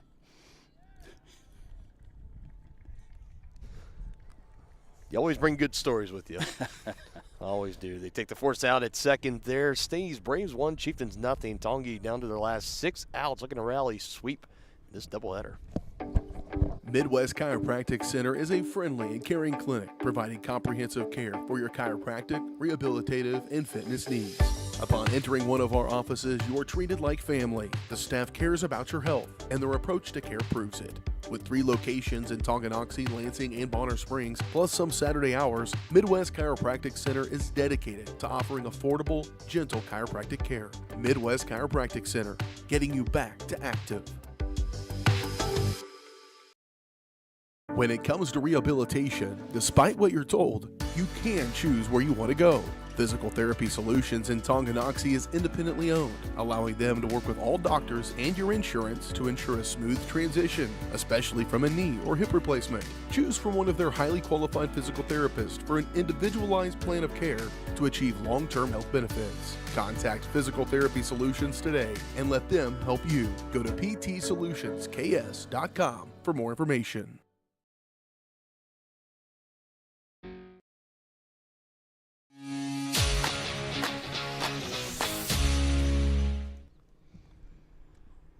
(9-1-2) for the Chieftains. In the bottom of the 6th inning, Eccles, Maslak, and Marins. In the middle of a 2-hit shutout, like Denny mentioned in the top half of this inning for Sanchez. Trying to go the distance, pick up the win, and best case for Bonner, split this doubleheader with Tonganoxie, which they would take that as a win coming into today and needing it. 4-11 overall after dropping game 1. They go to 4-12.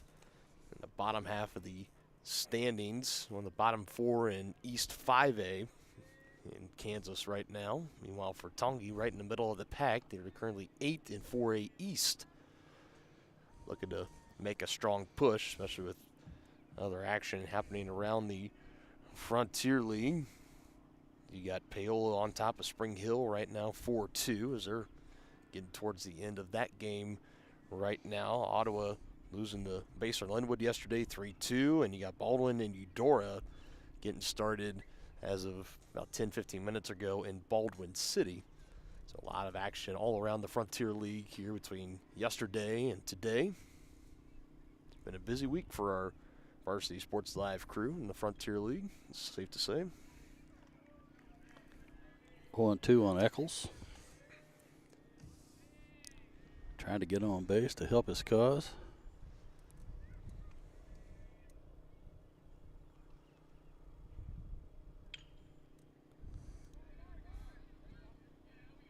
For it, and bringing it in out and left is Wint.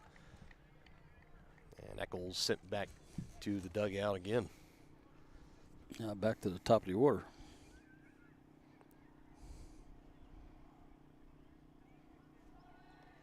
Bodie grounded out to third his last time up.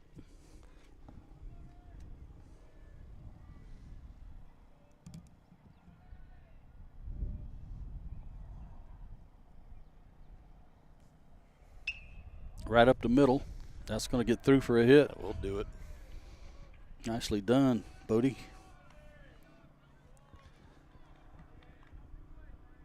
Who has just continued to have a great doubleheader today. Now let's see what Coach chooses to do with Morenz up at the plate. See if he'll try and move the runner or let him swing away.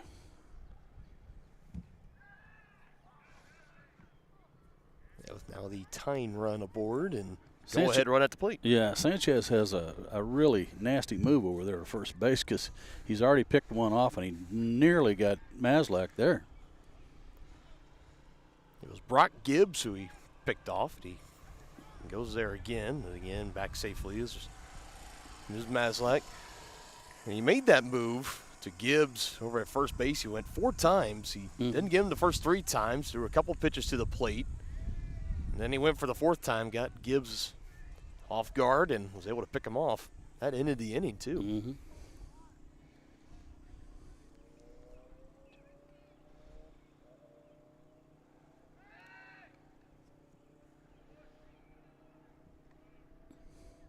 Getting as much vocal help as he possibly can as Maslak from his dugout.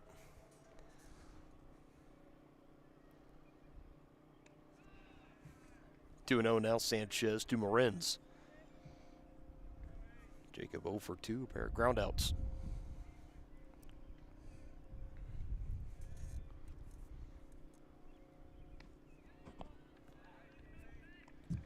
Just got a piece outside of the zone for a strike.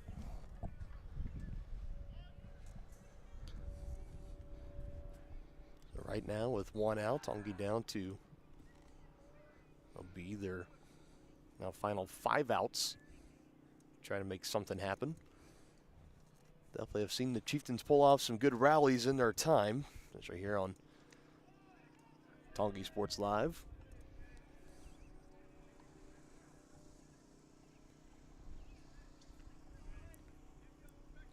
Those shadows again just start to get closer and closer, almost completely engulf the outfield. Infield will be shortly after. Nice play by the shortstop. Man, nicely done. Able to get the out at second. Myers, he's been having a good game here in game 2 for Bonner.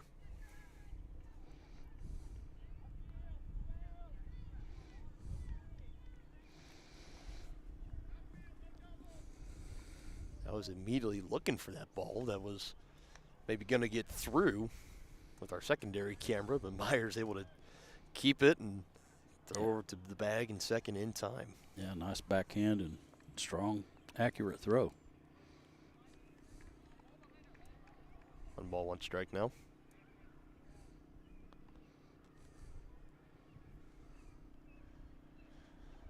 That last single from Maslak, the 3rd hit this game for Tongi. Sanchez continues to keep an eye over on Bodie.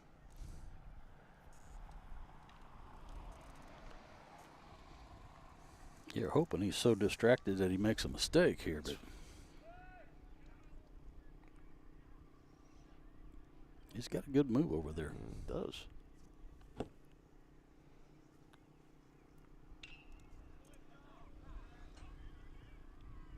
That one goes foul.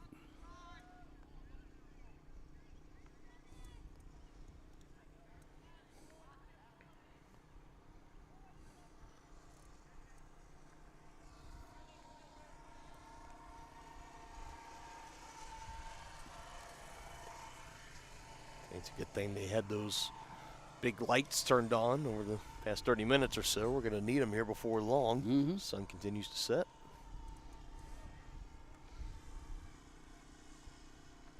On daylight savings time now. All for it, and it'll drop down. Well, tying run is in scoring position. Big positive news there for the Chieftains.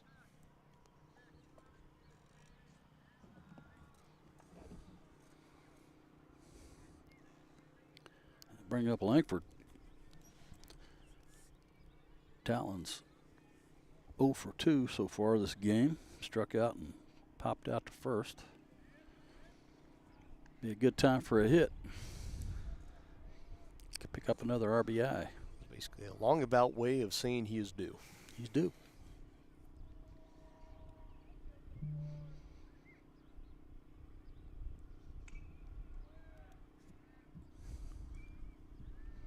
You've seen him make clutch plays in football and basketball.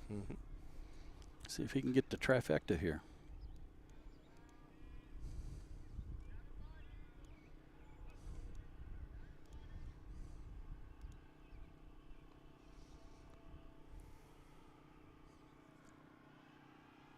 The 0-2 from Sanchez. Right there to third, able to scoop it up. 2 runners aboard, tying run in scoring position, not able to bring him home. 7th and final inning coming up. Braves holding on to that 1-run lead. At Kansas Insurance, we know one size doesn't fit all. In fact, our whole mindset is based on customized policies for you and your families. We're local, and we do what we do because we care about you. Think of us as brokers for your insurance needs. Working with Kansas Insurance gets you the award-winning service and attention to detail that only an independent agency can provide. All across Kansas, we're here to help you manage and plan for all types of risk. Contact a local agent today. Kansas Insurance. Local, independent, serving you.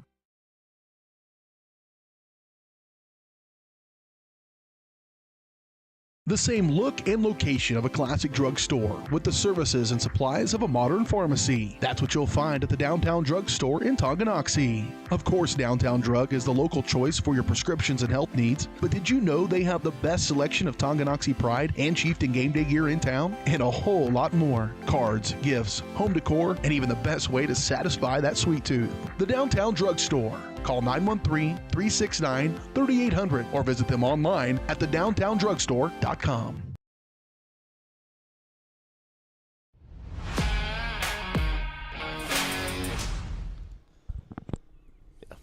No more sunlight on this field to speak with. It is completely set behind the trees. As we arrive here, 7th and final inning. Braves scored that 1 run in the top of the first, and nobody has been able to touch home plate in a productive way since.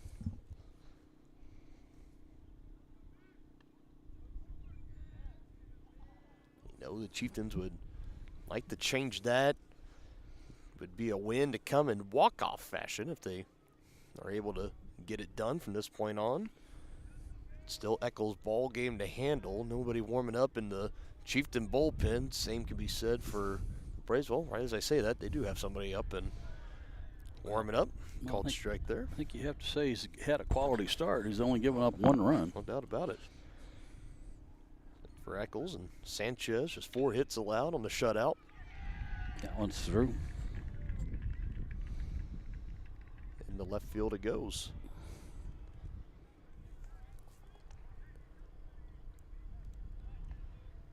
I believe the pitcher for the Braves they got warming up is Benjamin Beats. So I believe it looks like number 19 warming up. Bonner looking to add on another insurance run or two. They got the leadoff man aboard on that single. They're butting him over.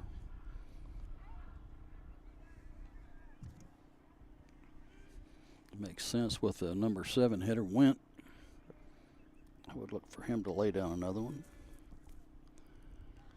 Now, if you're the Chieftains, you just have to make an out. You have to get an out here.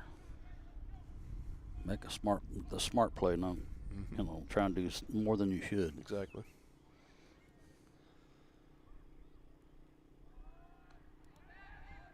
Well, they got him picked off. Bobbled it, going back, McGraw, and putting the tag on him. Nicely done. Davenport, the one to put the tag on him. McGraw is sent back to the dugout. Those long arms got him. Yeah, always helps.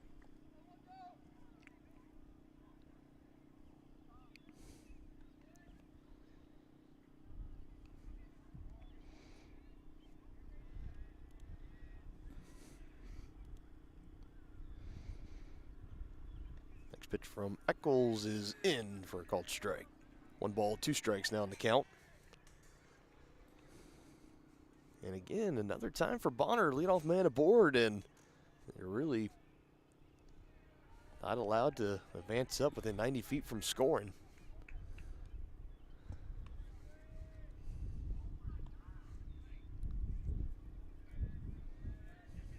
Eccles picking up the tempo. Here's a 2-2. Just getting a piece. A lot of dust being kicked up there around the home plate.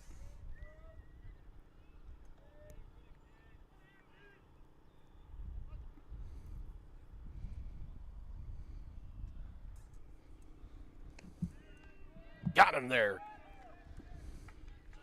Called strike 3. Eccles wanted it, and he got it. Second strikeout so far for Pearson Eccles. It'll bring up Lund, the center fielder who doubled his last time up.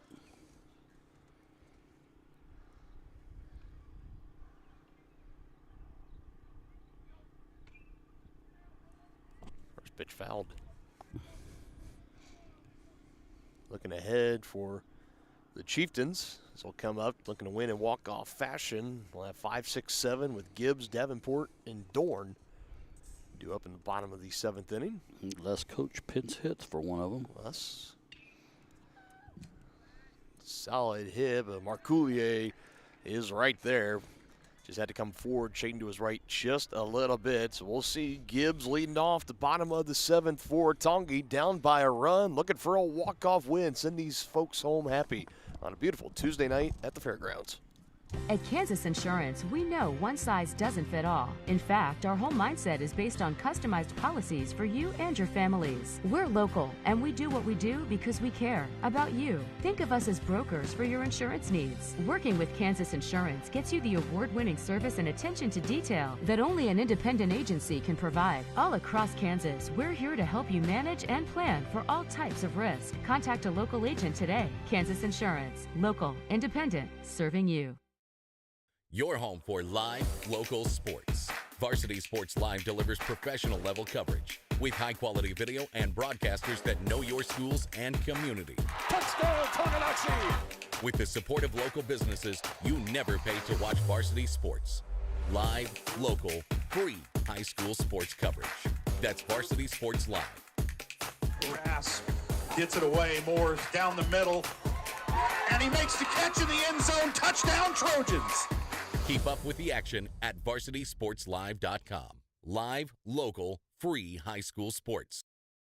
And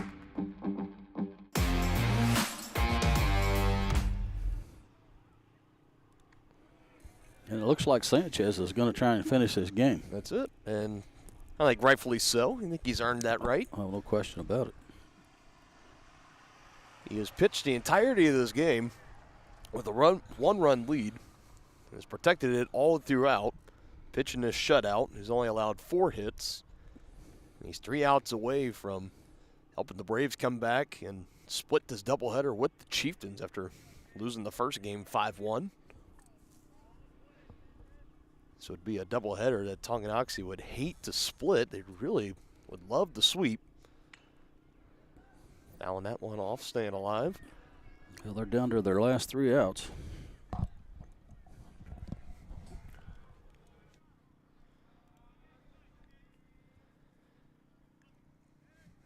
Gibbs protecting here. 2 balls, 2 strikes. Sanchez delivers. Breaking pitch, spoils it away.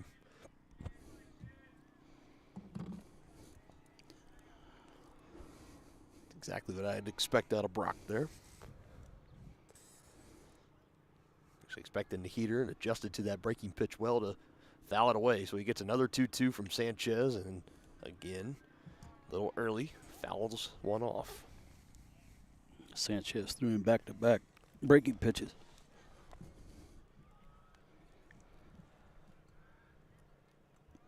See if Gibbs can find a way to get on here.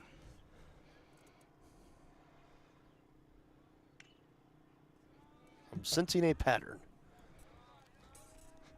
3 off-speed pitches in a row.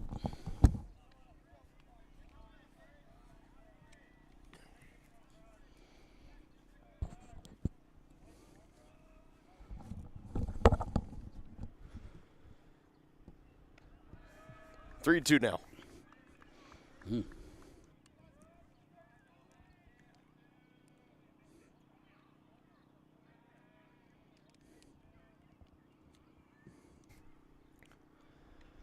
The other one fouled away. Gibbs doing a good job of protecting the strike zone. Close pitches like that, you got to foul them off or put them in play. This is pitch number 11. The at-bat coming up here.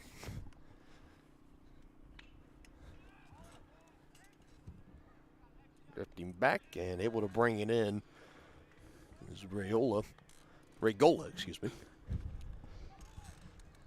And I feel like nothing can take the winds out of your sails more than seeing your leadoff guy come up in the bottom of the 7th, have a 11-12 pitch at bat, and it ends in an infield pop-up. Yeah. It brings up Davenport.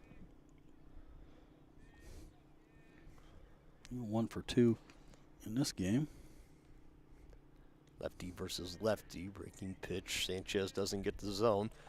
Davenport does have one of the 3 home runs, with Talon Langford having the other 2 this season for the Chieftains. Long ball here would tie us up. Davenport representing the tying run, just trying to get aboard to bring the potential go-ahead run up.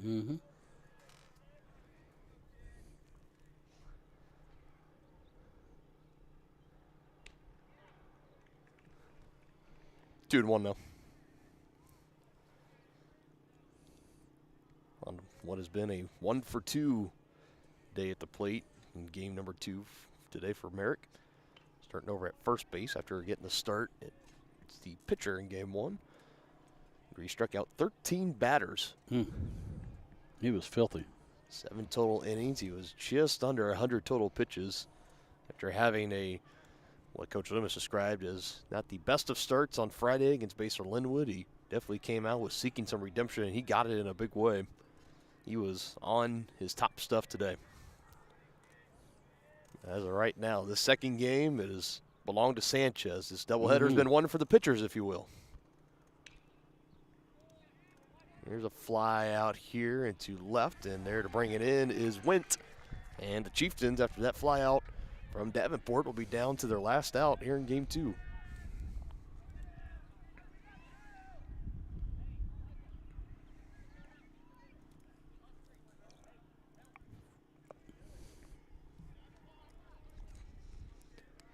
In the form of Baron Dorn.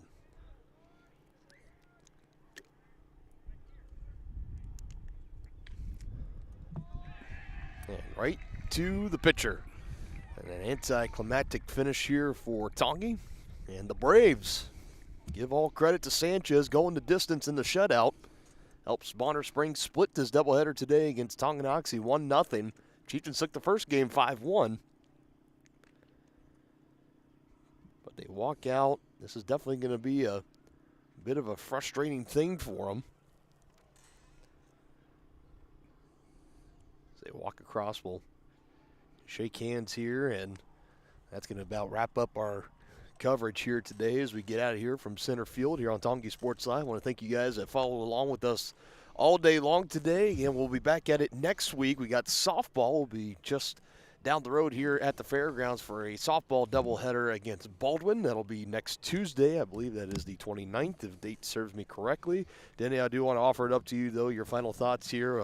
Seeing our first doubleheader of the Chieftains today. If we see them again later this season, it'll be in postseason play, regional play, state tournament, wherever that may be. Hopefully we see them here at home. But final thoughts and takeaways from this doubleheader split with the Braves. Yeah, it's a solid team, and when Merrick Davenport's on the mound, they have a really good chance of coming away with a W. But yeah, they're a decent squad. Hopefully they could get back on the winning side. I know they hated to lose the second game to Bonner. They were really looking for the sweep, but sometimes the baseball gods just don't smile on you. That's it. That's just how it works sometimes. But this is a team that continues to, still plenty of games left to play. They're still 2 games above 500 after splitting this doubleheader here today, exactly where they were. So they're now 4-4 in their last 8 games. Just got to find a way to, just get over that hump a little bit, get that extra big base hit, or that's pretty much what it's coming down to. You mentioned because for how great Merrick Davenport is on the bump, you can't put him out there to start every single game. You can't put it all on him. He's going to need the help around him, and this team's got the makings. It's got the pieces. 8 of these guys returning from the state team last year. They know what it takes to get there. They know what it needs to be done. Just got to put it all into fruition. Got to get it all going, as Coach Loomis sharing some frustrations with his team right now. Let's take our hat off to Eccles, too. He gave up 1 earned run. Oh, yeah, no doubt about it. I mean, it's not it was just, they didn't have any timely hitting today in this second game. Yep, that's what it is. And at the same breath, you could tip your cap to Sanchez, too. Yeah, he had a great game. 5-6 hits in the shutout. That's incredible what he was able to do against his Tonganoxie team that put up 5 runs against the Braves in Game 1, also being aided by 3 errors that the Braves had. I believe they had no errors here in the second game. So big change in a 1-0 win. So just got to work on the timely hitting. I imagine Coach Loomis and them, they will stress that in practice going forward. I think the next doubleheader will also be sometime next week coming up against Baldwin with the Bulldogs for these guys. We'll be back next Tuesday over on the softball side for the matchup with the Bulldogs and the Lady Chieftains. We'll see you next time then alongside Dennis Drennan. I'm Dylan Funk. So long. Thank you guys for watching along today on your home of the Chieftains, Tonganoxie Sports Live. We'll see you next week.